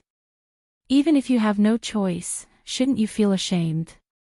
The middle-aged man turned around and looked at the dense crowd in the longhouse. He asked angrily. That's what you say, but there's no precedent for this. Besides, Sifrid is the elder's granddaughter. Someone replied in a low voice. This sentence was like a stone thrown into the water. The crowd could not help but fall silent. Thor, who had lowered his head earlier, was startled for a moment before he reacted. He turned around like an angry lion and stared at the person who spoke in the crowd. Toe could not believe that someone would think like that at this moment. Indeed, she's not your daughter. So, can't you just give her away without a care in the world in exchange for your ignoble existence? You bastard, you don't deserve to be called a Senia. Now, get the hell out of here. The young man was practically roaring at the top of his lungs. His intimidating glare caused the man to take a step back with a pale face. What are you talking about? I'm just saying a possibility, it doesn't mean it's true. That person stuttered as he replied, besides, it's not like there's no such possibility, can you guarantee that the elder doesn't think so? Are you the elder? The elder glanced at him and did not say a word. The young man clenched his fists and closed his eyes. He took a deep breath and was about to explode. But it was at this moment that a soft and weak voice penetrated the silence in the longhouse. Stop arguing. The door was pushed open without anyone noticing. Sifrid, who was wearing a linen dress, was standing outside the door. She clenched her fists tightly and used all her strength to close her eyes and shout. Everyone, stop arguing. She opened her tearful eyes and looked at everyone with teary eyes. I'm sorry, father, grandfather, I'm sorry, it's all Sifrid's fault. She sobbed as she looked at everyone in the room. I'm sorry, father, grandfather, I'm sorry, it's all my fault, for a moment. The longhouse was silent except for Sifrid's cries. The middle-aged man stood up and walked to Sifrid's side. He crouched down and hugged the little girl. I'm sorry. Sifrid, we deserve to die, we deserve to die. Bolton, who was standing in the middle of the crowd, suddenly held his head and burst into tears. For a moment, everyone was speechless. Only the elder's gaze fell on the outside of the longhouse. The old man slowly stood up and bowed to Brando. We've made a fool of ourselves in front of you, my lord. Brando placed his hand on the hilt of his sword and looked at the people in front of him without saying a word. At this moment, he didn't even know what he was feeling. He felt like he couldn't utter a single word. His hand gripped the hilt of his sword so tightly that his knuckles cracked. It was as if this was the only way to make him feel better. He watched as the old Senian elder stood up and looked at him with a solemn expression. The old man seemed to have made a great decision as he knelt down in front of Brendel and placed his head on the ground. My lord, please help us. I know, I can't cause trouble for my lord, but, the old man pleaded with tears in his eyes. Everyone was silent. Their gazes were focused on Brando alone. The young man looked at the teary Sifrid and the wailing Bolton and sighed in his heart. This is the so-called parting of life and death. He could not describe the feeling in his heart, but it was suffocating. He moved his lips as if he wanted to speak. But it was at this moment that he felt a warm and soft hand holding his hand.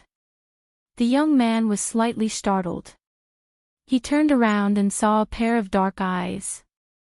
Her beautiful eyes were filled with reluctance and determination at the same time. It was Amandine. She still followed him. Amandine could not bear to watch this scene. She hesitated and wavered, but in the end, she took a light breath and held Brando's hand. She shook her head slightly at him. My lord. When the girl opened her mouth to speak, she felt as if these 4 words were like 4 sharp knives stabbing into her heart. She gritted her teeth and said each word one by one. Brando looked at her. Everyone looked at the two of them. "Are you trying to convince me, Amandina?" Brando asked. Amandina did not say a word and only looked at him. "Do you have the heart to do this?" Brando asked. Amandina bit her lips. She looked at everyone present. The elder's sorrowful and cloudy eyes, the little girl's father's hateful and pained eyes, Siffred's helpless and pitiful eyes, and everyone else's helpless and pleading eyes. The more she looked at them, the paler her face became. It was as if the blood had drained out of her face. But she gripped his hands so tightly that her knuckles were turning white. "You can hate me, my lord." Amandina took a deep breath and shook her head. "I will not allow you to do this. My lord, you know what you will face if you take this step. Grodin, Madara, the Randner family, and an endless army. If you agree to them, you will be smashed to pieces. I know that you do not care, my lord. You are the bravest and most righteous knight I have ever seen. You are just like the ancient nobles I read about in the books. I always thought that they were just legends, but my lord, you are telling me the truth. But I care. Because that's why I won't see you die, and for that I don't care if everyone hates me." The girl raised her head to look at him, and answered in a resolute and powerful voice. Brando was silent for a moment. He did not expect Amandina to think this way. He glanced at the noble's daughter, lowered his head, and answered softly, "Yes. Thank you." He closed his eyes and let out a long sigh. He opened his eyes and patted Siffred's head. Then he stood up and turned to leave. "My lord." Amandina was stunned. Everyone sighed as they looked at the young man's back. The anticipation in their hearts was slowly fading. But they understood Amandina's words. Indeed, they did not have the right to force a stranger to give up his life for them. What right did they have? Moreover, they could see that the young man did not feel good about it. This meant that he cared about them. No one had ever cared about how the senior lived, but they could see the anger and sorrow on his face. It wasn't pity, nor was it charity. It was empathy. When the young man turned around, everyone could not help but clench their fists. It was not anger, but a deep sorrow for fate. "Lady Martha, Goddess Nia, have you not given the senior enough punishment? Let's go, Amandina." Brando did not even turn his head as he replied in a low voice. Amandina was stunned for a moment before she reacted. But when she let go of his hand and sighed in relief, she did not know why. When she looked at the young man's back, she felt a sense of loss. It was as if she had buried something with her own hands. Amandina lowered her head and pressed her chest. Behind her, Siffred's sobs could be heard. "My results have been getting worse and worse recently, and I don't even have any recommendations from Chidien anymore. If you want to know what will happen next, please go to www.chidien.com and read more chapters. Support the author, support the original reading."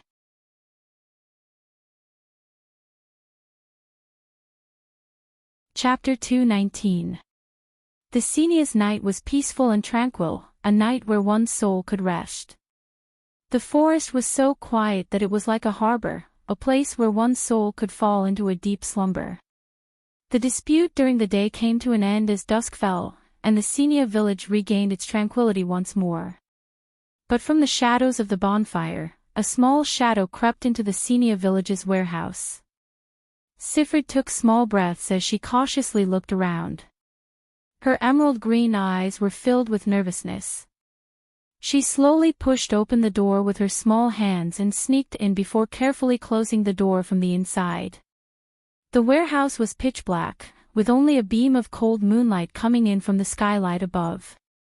When the moonlight fell on the ground, it was silvery. But to a true senior, this darkness was nothing. The werewolf blood in Esenia's body would awaken in the darkness, and the pupils would dilate and sweep away the darkness. Every detail of the storehouse could be seen in detail. Sifrid walked over to the vat filled with water and carefully filled her water pouch with it. She closed the lid and looked around. Sifrid had already made up her mind. She would go to the Baron's place alone. That way, she would be able to save everyone, and her father and grandfather would no longer have to quarrel with each other. That's what everyone says. As long as I can save everyone, my father and grandfather won't have to quarrel anymore. She hoped that everyone would be able to live on well, and that they would not have to leave her forever like her mother. Mother, Sifrid sniffled and stopped her tears from falling. She did not know if she would be able to see her father, grandfather, and everyone else again after she left. But it's fine. I'm strong enough. She rubbed her eyes and wiped them. It was just like what her mother said. Sifrid should be strong and not cry all the time. Even if she had to leave her mother, she should be strong and live on with her father. Sifrid was also a citizen of the forest, Esenia. Sifrid remembered her mother telling her those words. She was covered in blood, but her mother was still smiling. Her smile was so warm. She rubbed her eyes and felt the tears still fall uncontrollably. Sifrid, you fool, she bit her lips and whispered through her tears. She checked carefully all that she was supposed to bring, and then paused, her little heart thumping, to put on the clothes and boots which she usually wore only for rites of sacrifice. Even if she did not know what she was about to face, she was still willing to satisfy her little selfishness. She thought that at this time, no one would punish her. But anyway, she did not care. Sifrid thought with a little stubbornness. She smiled mischievously as tears rolled down her cheeks. What else is there? Mother's flute. The little girl hesitated for a moment before she reluctantly took the wooden flute from her neck. She carefully caressed the flute, but in the end, she still placed it to the side. This flute. Sifrid, Sifrid, Sifrid, she blinked her dry eyes and let go reluctantly. Then she put her hands on her knees and hesitated for a moment. Sifrid, Sifrid's flute's flute, and she was ready to stand up. But at this moment, the little girl felt something cold touch her hand. Sifrid shuddered. She turned around like a startled animal, her emerald eyes widening as she saw a silver dagger in its sheath. Sifrid raised her head subconsciously and saw a pair of gentle eyes in the darkness. The dagger was being passed to her hand. Sifrid's sword is in its sheath. Big brother. The little girl let out an awe. She carefully took a step away in a daze.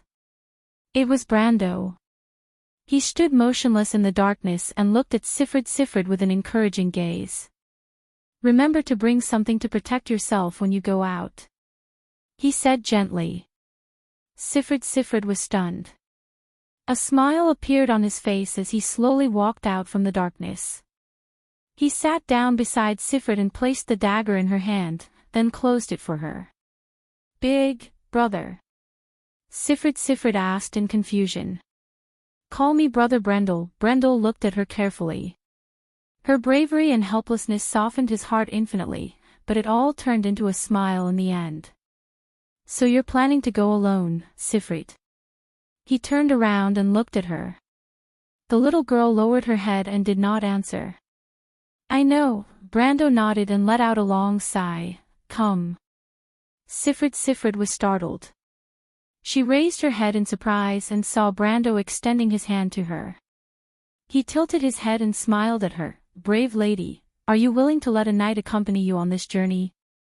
Sifrid opened her mouth, but she did not know how to answer. In the end, she blushed and nodded vigorously. She shyly placed her hand in Brando's palm.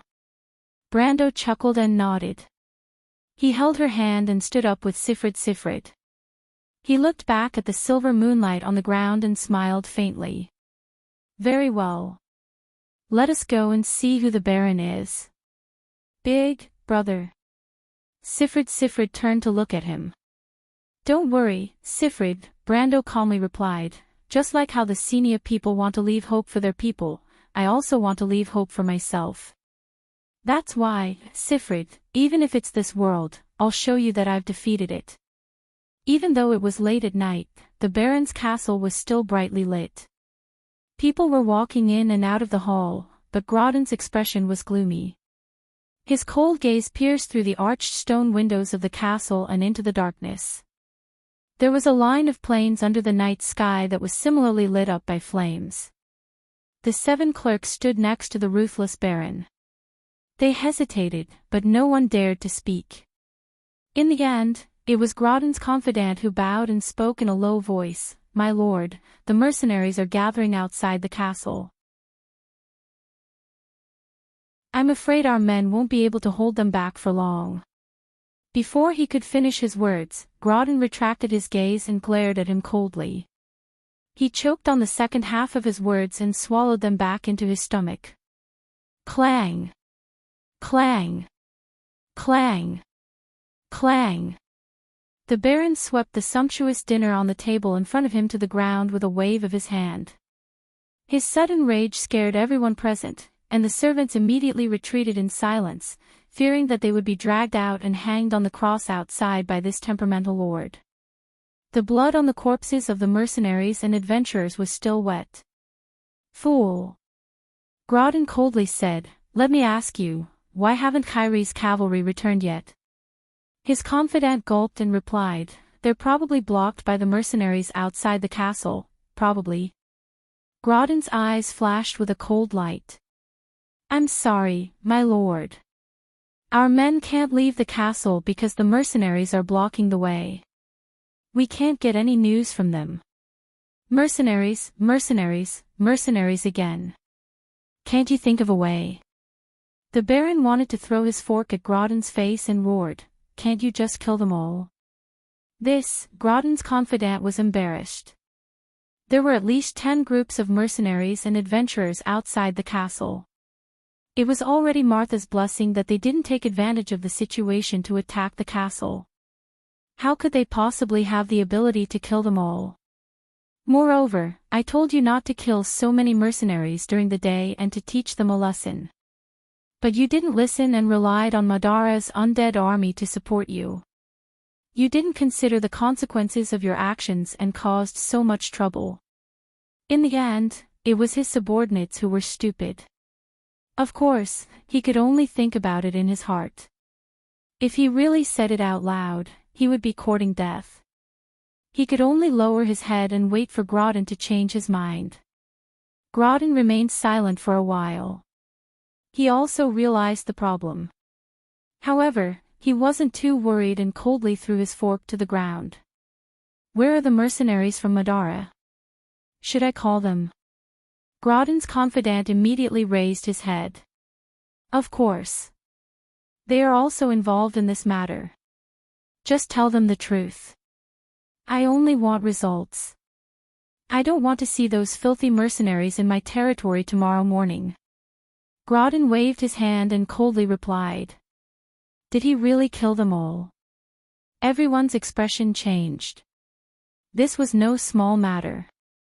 But just like what Grodin's confidant had said, the mercenaries did not have the intention to seek justice from the local authority, the lord of the kingdom.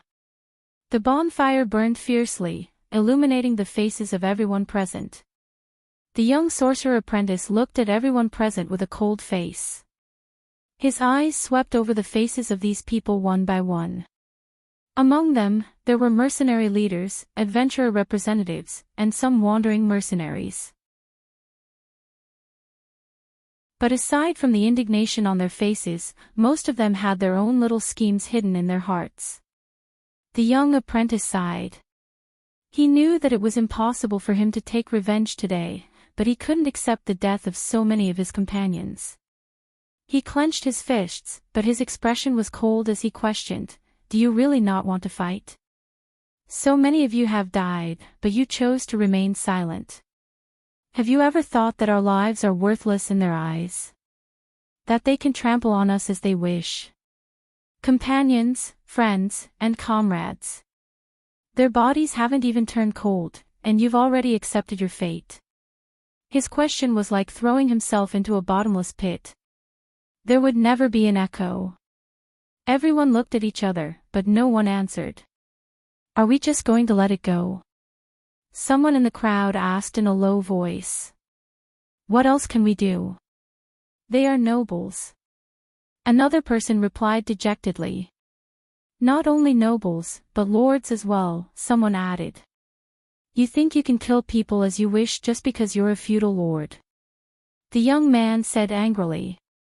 I don't think there's such a rule in the kingdom's laws, right? The bodies that are still hanging on the crosses were your living companions just a few hours ago. Don't you feel a little bit of anger? P.S. If you find this book to your liking, please support it.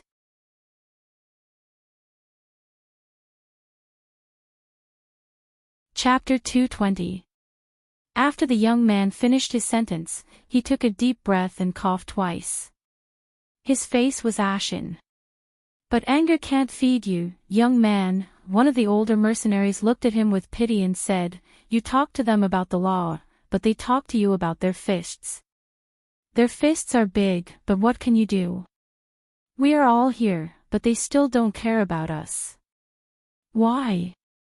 Because they are not afraid of us. Even if we want to attack the city, can we get in? Another mercenary said, Don't be unrealistic. Don't forget that bastard has an army. The young man in the grayish-green robe gritted his teeth, but he couldn't answer. At this moment, a commotion broke out in the crowd. Everyone was stunned.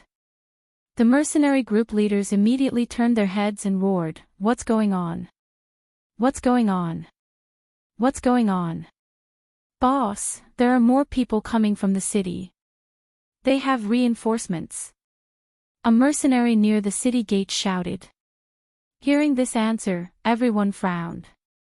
Reinforcements. No wonder they were so fearless.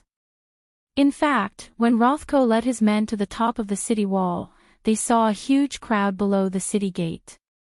Looking down from the top of the city wall, the entire plain outside the city was lit up by the light of bonfires. Beside the bonfire, there were countless figures. It was impossible to count how many mercenaries or adventurers there were. The pale young man couldn't help but snort coldly.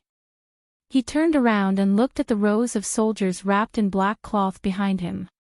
He knew that there were terrifying skeletons hidden under the cloth. Skeleton soldiers, one of the most basic components of Madara's merciless killing machine. His gaze returned to the plain. He was a little impatient, but he still maintained a cold tone and said to the human officer beside him, Tell them to leave in half an hour. Otherwise, they will be killed. His words were as cold as a knife. After all, compared to commanding the battle here, this necromancer preferred to go back to his room in the basement to study the information he plundered from the human library. The noble officer looked at him carefully and quickly bowed his head. Although he was a little curious about where these unfamiliar allies came from, he knew that they were reinforcements sent by the Lord. As for whether they were the Baron's retainers, he didn't dare to ask. However, he didn't doubt that these mysterious soldiers were the undead army from Madara. After all, no matter how he looked at it, this possibility was too unbelievable. The noble officer went back to the city wall and cleared his throat, but he was secretly proud of himself. He was already dissatisfied with being surrounded by these lowly mercenaries. Usually, these noble private soldiers were used to being arrogant, and did not expect that they would be besieged one day. Even if they were just surrounded and not attacking, they would still be humiliated. He immediately waved his hand and called over the apprentice adepts who were not far away. He commanded in an imposing manner. Crystal. The sorcerer apprentice did not dare to delay and immediately activated the sound amplification spell on the crystal.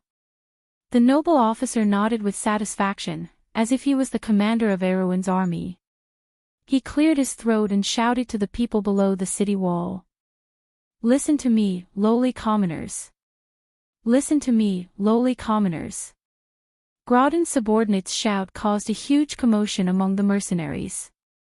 Everyone stopped in their tracks and looked towards the direction of Abes, holding their breaths as they waited for the noble officer to continue. But there was no response. The officer had just opened his mouth when he suddenly froze. The crystal that he had snatched from the apprentice's hand fell to the ground with a clatter. He was so stunned that he couldn't make a single sound. He raised his head and looked at the mercenaries below. Suddenly, from the back of the crowd, it was as if a giant beast had passed by. The crowd automatically parted into two sides, and the giant beast in the shadows was silently moving forward, approaching the city gate bit by bit. What's that? Not only him, Rothko also narrowed his eyes and looked in that direction as if he was petrified. Everyone. Beside the bonfire, a young man dressed in a gray-green robe looked at the mercenaries with disappointment. Can't we fight with our blood boiling? Even if it's just once. Yes, we are mercenaries and adventurers, but we also have our honor.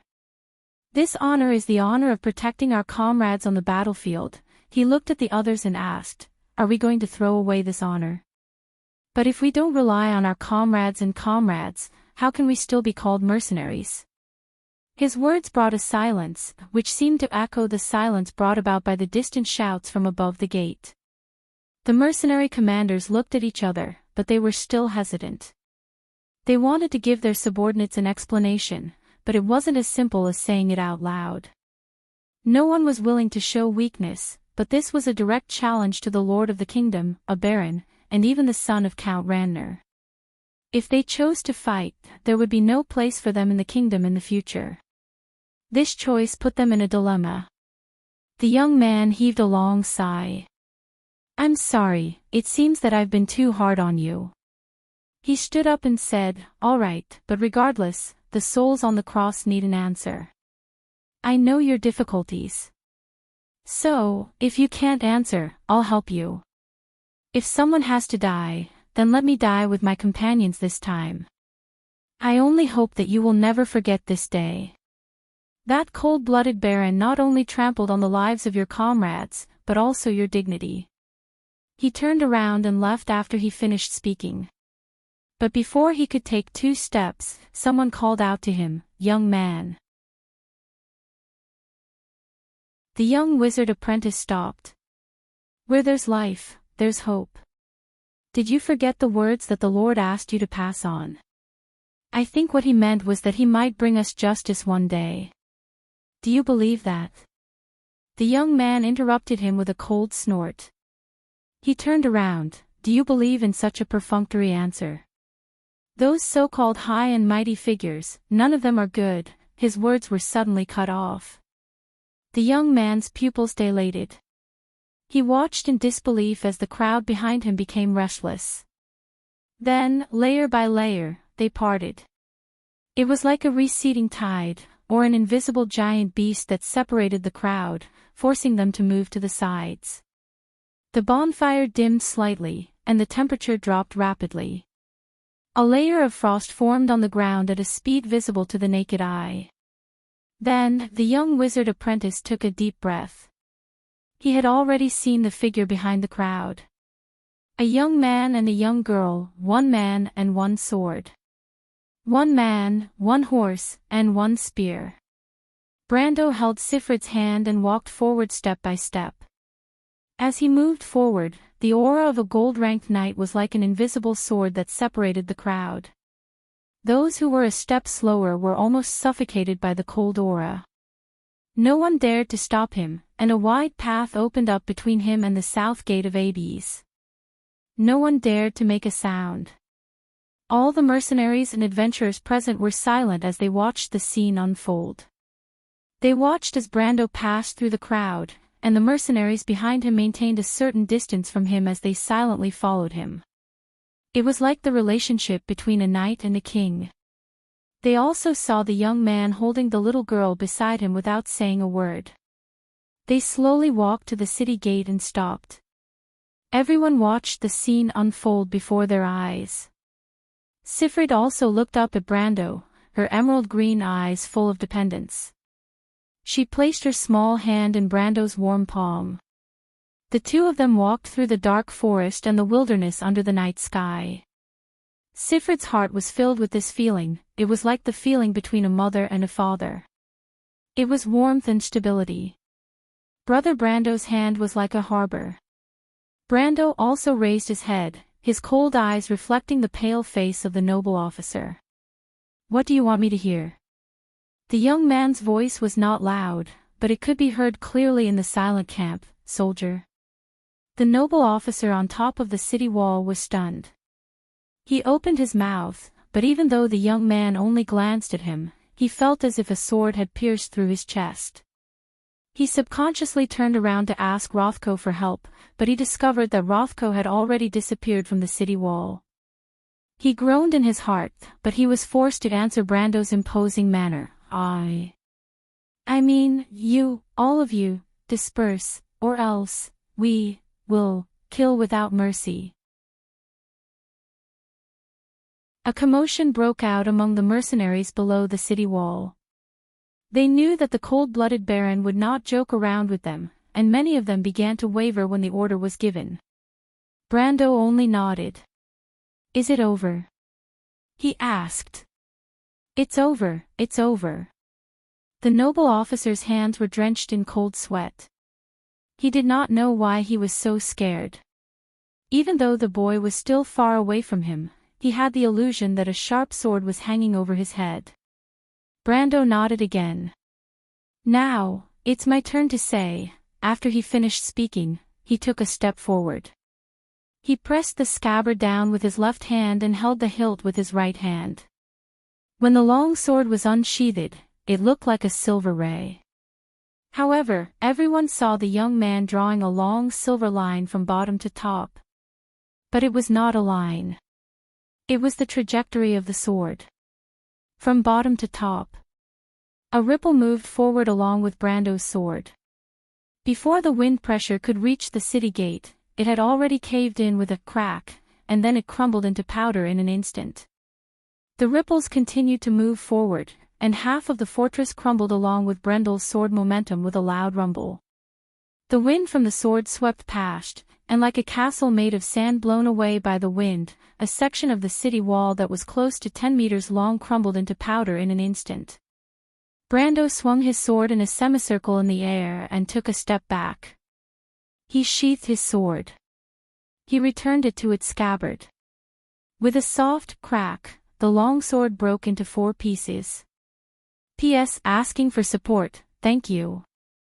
To be continued. If you want to know what happened next, please go to www.chidian.com. There are more chapters. Support the author, support the legal reading.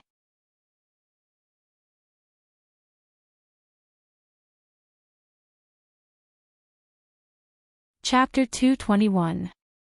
With a cracking sound, the normal long sword in his hand could not withstand the power of a gold rank level 1 and had already broken into pieces within the sheath. Brando raised the scabbard and looked at it for a moment before throwing it away. The sword fell into the rubble. The young man turned around, his brown eyes reflecting the mercenaries' faces. He held Sifrid's hand and spoke calmly. "I've brought my promise. Do you remember what you said?" His voice was calm, but it was like an unsheathed sword that pierced through everyone's hearts. The mercenaries opened their mouths, but they did not know what to say. "I remember." Only a young man wearing a gray-green robe rushed out from the crowd. He almost stumbled over to Brendel, then looked up at the young noble in front of him, his eyes flashing with a trace of disbelief. "He actually came." "I remember." The apprentice gasped for breath and repeated in a low voice, "I'm here, my lord." Brando glanced at him. His gaze swept past him and landed on the other mercenaries. "Where are the others?" Silence filled the air. "You." The young man in the grayish-green robe looked around at these people angrily. He wished he could punch these people in the face and beat these cowards into submission. But there was still silence, a deathly silence. Brando only smiled. His gentle eyes seemed to reflect a layer of light. "If I were you, I wouldn't choose to offend two lords at the same time." A few soldiers in black robes stood up from the rubble. They raised their swords and rushed towards Brendel's back in a rigid manner. Brendel waved his hand behind him, and the first black-robed soldier who rushed to his side was sent flying. It shattered into pieces in mid-air and fell to the ground beside the injured but not dead nobles who were desperately crawling back. It was as if it was raining bones. The nobles were petrified and did not dare to move. The second skeleton soldier had already rushed to Brendel's side, but the youth did not even turn his head as he grabbed the right claw of the skeleton soldier that was trying to stab him. His left hand had already removed the skeleton's black steel longsword, and his right hand grabbed the skeleton's wrist and threw it over his shoulder, smashing it heavily to the ground and breaking it into pieces of broken bones. He held the black steel sword in his left hand and swung it backwards. A crescent of white light appeared. The dozen or so skeletons behind him were broken and fell to the ground. Brando put down his sword and turned around to face the fallen skeletons. He looked at the ruins of the stronghold and said, "Now, I'll give you this honor." The young knight raised his sword and pointed it at the street in front of him. "On this street, there are dead souls on the crosses. They silently watched your battle. Are you willing to fight alongside your former companions in another way?" At that moment, everyone seemed to have stopped breathing. No one spoke, but some turned their heads away, some blinked their teary eyes, and some silently pressed down on their swords. Yes, nothing moved these mercenaries more than fighting side by side with their companions and trusting each other. This was the only time, and also the last time, he would be able to fight side by side with his companions. "I'm sorry, but can I still show you my back?" "Companions." There were no extra words, only the sound of swords being unsheathed. The young wizard apprentice's hands drooped down weakly. He could not believe what he was seeing. He looked at the mercenaries who were silent just a moment ago. Now, they were all biting their lips coldly. They did not say a word and pulled out their swords with a solemn face. The sword was the life of a mercenary. It was also a promise. The mercenary stepped out with a sacred expression. At first, it was one or two people, then more people. Silently, the swords and armors clashed against each other. Everyone stepped out silently and stood in a row behind the young knight. Brando smiled faintly. He put down his sword and felt a ball of fire burning in his chest. His expression was cold as he spoke. "Three leaders, step out." The three people in the crowd looked at each other and stepped out one by one. "Tell me your name." "Cornelius, at your service, my lord. I am the leader of the Rose and Wine Mercenary Group." The handsome middle-aged man with long silver hair looked at Brando and bowed slightly. "Vern, the leader of the Firebrand Mercenary Group." The dark-skinned man crossed his arms and looked at Brando from head to toe. "Yuta, I am the person in charge of the Mountain Swallow Mercenary Group." "My lord, forgive me for being blunt. Although I agreed to join with my men, it does not mean that I will follow all orders. I will choose my own method of action." The one who answered was a woman with a voluptuous figure and maroon hair. After she finished speaking, she looked at the young knight provocatively with her green eyes. Brando smiled casually. He replied, "I don't know your composition." He looked back at the beautiful woman and said, "But the mission I give you is very simple. You and Mr. Fern will each organize a team and stay here. You will also attack and control the West Gate. I only have one request for you. 3 hours. Before dawn breaks, I want to see the flags of your respective mercenary groups flying above the West Gate." His gaze then fell on the handsome middle-aged man with long silver hair, Cornelius. "As for Mr. Cornelius, your mission is to lead your mercenary group and the remaining lone mercenaries to attack AB's castle with me. I would like to hear the details." Cornelius bowed and replied calmly. "Wait a minute," the very upset blonde Jana interrupted with a frown. "West Gate. Why do we have to go to the West Gate? Isn't our goal to take down AB's castle and kill that bastard? Brendel's face was calm as he replied, because that is only one of the targets. But I don't mind telling you directly, the enemies you will be facing are a group of undead, Madara's undead. What? Undead? The three of them were stunned. Groudon is in cahoots with Madara, but the undead army cannot be hidden in the city. Perhaps there is a small portion of them, but the main force is definitely outside the city. I think they can only hide in the forest in the southwest. Your mission is to stop them from entering the city until we complete our mission. Brando said calmly. Yuta and Cornelius looked at each other and saw the hesitation in each other's eyes. Since my lord knows that Groudon is in cahoots with Madara, then you must have many experts by your side. Attacking AB's castle should be the most difficult task. Why didn't my lord choose the Firebrand Legion? Are you looking down on our strength? Cornelius frowned when he heard Fiden's words. Brando shook his head. As I said, I don't know your composition. But since I've chosen this formation, then, he turned around and said, do as I say. He raised his head and looked at the street in the distance. All right, we don't have much time. Remember my words.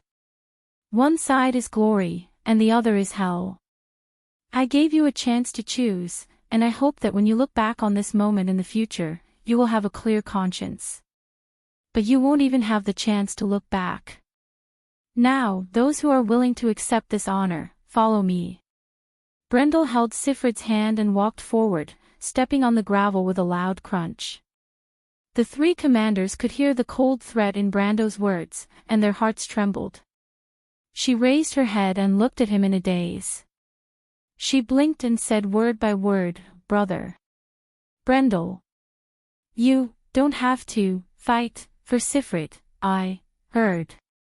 Grandpa and the others say that as long as Sifrid is there, everything will be safe. Brando only smiled when he heard her words. Sifrid, you don't understand. This isn't just about you. He looked at the 2 rows of crosses that stretched into the darkness in a daze. It's about me. I've chosen the path of iron and blood, the path of sword and fire. That's all, that's right. When Brando chose to come back here and face his own cowardice, the path in front of him became rugged and difficult. It was as if he was walking towards the end of a blazing fire, and the path was filled with thorns and blood. But he still chose to come back.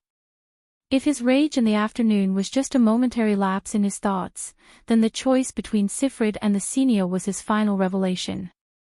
It was an eternal truth, and if he chose to run away from it, then he would forever be a loser. He who wins is strong, and he who wins is strong. Indeed, he had thought of a simpler way. If he chose to ignore everything that he stood for, then he could easily find the territory that he had always dreamed of. Then he could hide his wings and absorb nutrients from the shadows to gradually become stronger and eventually dominate everything. But was that what he wanted? Gaining power, but losing everything? Was that what he wanted? But Brando could not help but laugh. In the end, he still came up with the most complicated plan. He had tried countless times to avoid such a result, to avoid putting himself at the other end of the wheel of fate like a gambler. But after every step, he returned to the same place with the plan in his hands. Brendel smiled faintly. He really wanted to follow Amandina's plan. It was so safe, so simple, and the noble girl's choice was so logical. But, Brando, you're still Brando in the end, he shook his head in self-mockery. But his gaze became resolute. If that's the case, then I'll carry out this plan. Even if there's only one chance. But just like in the past, just like when he was Sophie, a level 130 warrior, he had to face Madara's army. Step by step, he would succeed. Or die. Brando turned around and saw the young apprentice chasing after him. The young apprentice seemed to have reorganized his emotions, and his face returned to its usual indifference. "My lord. Do you hear that sound?" Brando did not answer and only asked. "What sound?" "The sound of war." Brando took out a silver card from his pocket and answered calmly. In that moment, the ground trembled, and the nobles' cavalry charged out from the corner of the street. If you want to know what will happen next, please go to www.chidien.com. There are more chapters. Support the author. Support the original reading.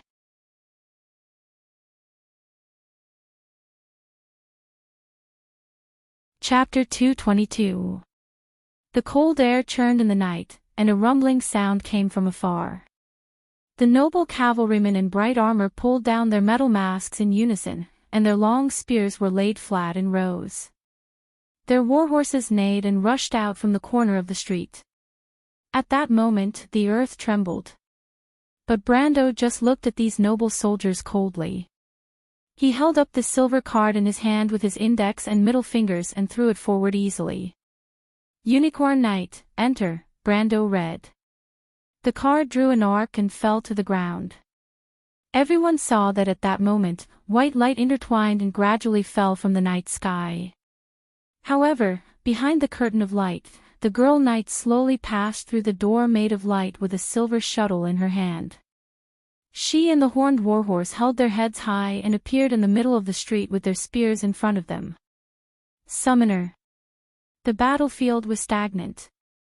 "My lord," the silver fairy princess voice was ethereal and she replied softly, "Thank you." Brando knew she was talking about the necklace. He shook his head and replied, "I said, you should thank your own people for this matter." Medisha smiled softly and pressed one hand on her chest. "The process is not important, my lord. I didn't do it either." "And this time, what is your order to Medisha?" "Attack forward." Brando looked forward and replied. The noble cavalrymen were close at hand. The young sorcerer apprentice beside him was slightly startled. Summoning was based on magic circles, but it had something in common with the ancient string magic. The Silver Knight was one of the high-level summoning spells, but the Silver Knight was suitable for defense and not attack. But just as the young man was about to open his mouth to remind Brendel, his hand froze. He was stunned and couldn't say a word. Because he saw Brando calmly raise his sword forward. The silver-haired knight turned around, her pale silver-gray eyes reflecting the approaching figures of the noble cavalry. But when she raised her spear, the distance between the two parties on the street seemed to have widened in an instant. It was an illusion of time and space, and the power of the soul seemed to solidify in the air. Elemental power. 1,000 soldiers, one strike. The silver fairy princess pulled down her cold metal mask, and her voice became low and muffled. Medisa charged forward, and the two of them turned into a silver light. This light pierced through the cavalry, and the attack of the noble cavalry immediately stopped. Medisa's aura completely exploded, and the strength of a gold-ranked rank 1 was like a sharp blade that swept out in all directions. In an instant, everyone was thrown off their horses. Gold rank. Another one. The three mercenary leaders, Janna, Rabin, Cornelius, and the rest of the mercenaries sucked in a cold breath. It was rare to see a gold-ranked mercenary in such a remote place, but they did not expect to see two of them. Two gold-ranked mercenaries, and one of them seemed to be the young man summoned. Who in the world is he? The three of them rejoiced that they did not choose the wrong side. Even though Grodin's arrest warrant was enough to send them to the ends of the earth, Brendel's strength was enough to kill them one by one. The difference between a gold-ranker's strength and a silver-ranked and iron-ranked strength was like heaven and earth. When Cornelius saw this, the silver-haired middle-aged man gritted his teeth, and his light blue eyes flashed with determination.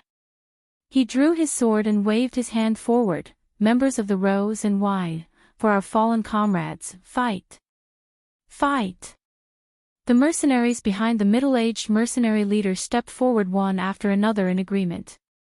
Brando watched as the mercenaries moved past him and joined the battle. The noble cavalrymen were in a deadlock after their initial setback. But this was only one of the places where Grodin's men were fighting. Brando believed that Grodin's men would continue to arrive. The other party would want to know what had happened. He turned around and looked at the silver-haired middle-aged man. "My lord, the Rose and Wine mercenaries are here to fight alongside you." Cornelius looked forward and replied in a low voice, "I hope that you can lead us out of this predicament." Brando smiled and didn't comment further. He could see that this fellow was unwilling to give up. It made sense. He had practically forced them onto this path by force.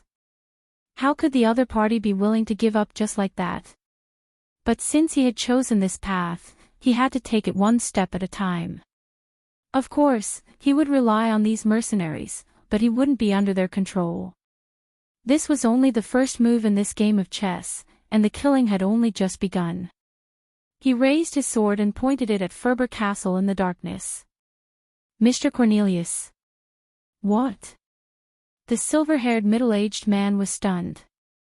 "We will talk about the next step once we reach there. Otherwise, you and I will be reduced to ashes. No matter how much you say, it's meaningless," Brendel said flatly, pausing between each word. Cornelius was stunned. "Do you really want to kill him, my lord?" He felt that his mouth was a little dry, and could not help but moisten his throat. Grodin is a noble of the kingdom, and he is also the son of Count Randner. "I think that we should teach him a lesson." "That should be enough." Brando glanced at him and shook his head. He shook his head and thought to himself, Aween's hierarchy is so strict that even an experienced and cunning mercenary like Cornelius can't help but be naive when it comes to such matters. "It's not that I want to kill him, Mr. Cornelius," Cornelius smiled, "it's that he has committed so much injustice that he deserves to die." The silver-haired middle-aged man was stunned. He gritted his teeth and clenched his fists. At the back, the red-haired mercenary leader Janna looked at the scene with her emerald eyes. She turned to look at Rabin and said with interest, "Cornelius, that bastard, seems like he's determined to follow us to the end. It's rare to see him do that." "Humph," Cornelius snorted and looked at Cornelius with disdain, "he's just a fox." The battle was still ongoing. Baron Grodin's reinforcements seemed to be coming from all directions, and the rumbling of hooves could be heard from the streets. Yutta's eyes flashed, and she immediately pointed at the tall man. "Rabin, you stay here. I'll go and support that lord. As for the west gate, leave it to me and my men." "Why should I stay here?" Rabin was surprised and frowned. "The firebrand mercenaries are not any weaker than any of you." Yutta smiled. "What, you want to fight with a weak woman like me?" "Rabin, I heard that you used to be a knight. Shouldn't a knight be more courteous?" The tall man snorted slightly, turned his head and ignored her. He stabbed his great sword into the ground, and a crisp sound could be heard. Rabin looked up and swept his gaze over the heads of the firebrand mercenaries and the other mercenaries. He then ordered in a low, muffled voice, "Before dawn, not a single undead is allowed to enter the city. If anyone dares to take a step back, I'll crush their balls." With that, he raised his right fist. A moment later, what responded to him was a sea of weapons raised high in the air, without a single sound. Yutta's smile blossomed on her face. She pursed her lips and smiled, but her expression quickly turned serious. When she turned around, her delicate face was already ice-cold. The red-haired female mercenary group leader looked at her men and stretched out her hand to the right. "My men, follow me." Her voice was as cold as the edge of a blade. Rabin silently looked back at the red-haired mercenary leader. A knight's courtesy did not allow women and children to participate in the battle, but this time, he did not refuse because he knew that Yutta's only sister died in the massacre this morning. For the survival of the mercenary group, they all chose to remain silent. Even if their hearts were burning with the flames of revenge, they still chose to turn around and not face this dark world. That young man forced them to this point, but it also represented the choice in their hearts, allowing them to face everything head-on. Facing their own hearts and the raging flames of anger. Rabin looked back at the boundless night sky and sighed inexplicably. Dawn. With the first ray of light, there will be dawn. But where is the light? If the battlefield was a huge chessboard, then the chessboard became lively at this moment. The nobles' cavalry could not stop Brando's advance, and the crossbowmen quickly got into position to attack from the rear. These heavily armored crossbowmen were the core component of the nobles' private army. They raised their four-armed crossbows high, twisted the bowstrings, and put the steel arrows in place. Then, with a single command, a rain of locusts flew towards them. A rain of black arrows covered the sky, and the frontline mercenaries immediately fell down in a row. The silver-haired, middle-aged mercenary leader swung his sword and broke the arrow that was shot at him. He gritted his teeth with a gloomy expression when he saw the casualties on his side. But when the arrows reached Brando's side, the young man shielded Sifrid with one hand and waved his right hand. The white raven sword art brought about a gust of wind that caused the arrows to fly back and hit the wall. He pressed his sword forward, and Medisha took the lead. The second line of defense that the city's defenders had painstakingly built up was in imminent danger. The nobles' private army could rely on the two silver-ranked knights, but they discovered that their opponent was not just a gold-ranked warrior. She was a true silver elven knight. Under the influence of centuries of battle techniques, the silver elven girl's senses in battle far exceeded that of ordinary people. She dodged the spears in the hands of the two knights like a gust of wind, and she had already swept the two of them off their warhorses. In an instant, the heavily armored crossbowmen found themselves facing a terrifying unicorn knight. There was no longer any obstruction between them. Medisha put down her spear with one hand, and her silver eyes were cold. The defenders were routed. To be continued. If you want to know what will happen next, please go to www.chidien.com to read more chapters. Support the author, support the original reading. You're tuning into the LoveLore Library YouTube channel. We're so grateful for your support, and don't forget to subscribe to join us on this incredible journey through captivating stories. Your generosity through donations truly makes a world of difference, as it's the primary source of revenue that allows me to expand and enhance this channel for you.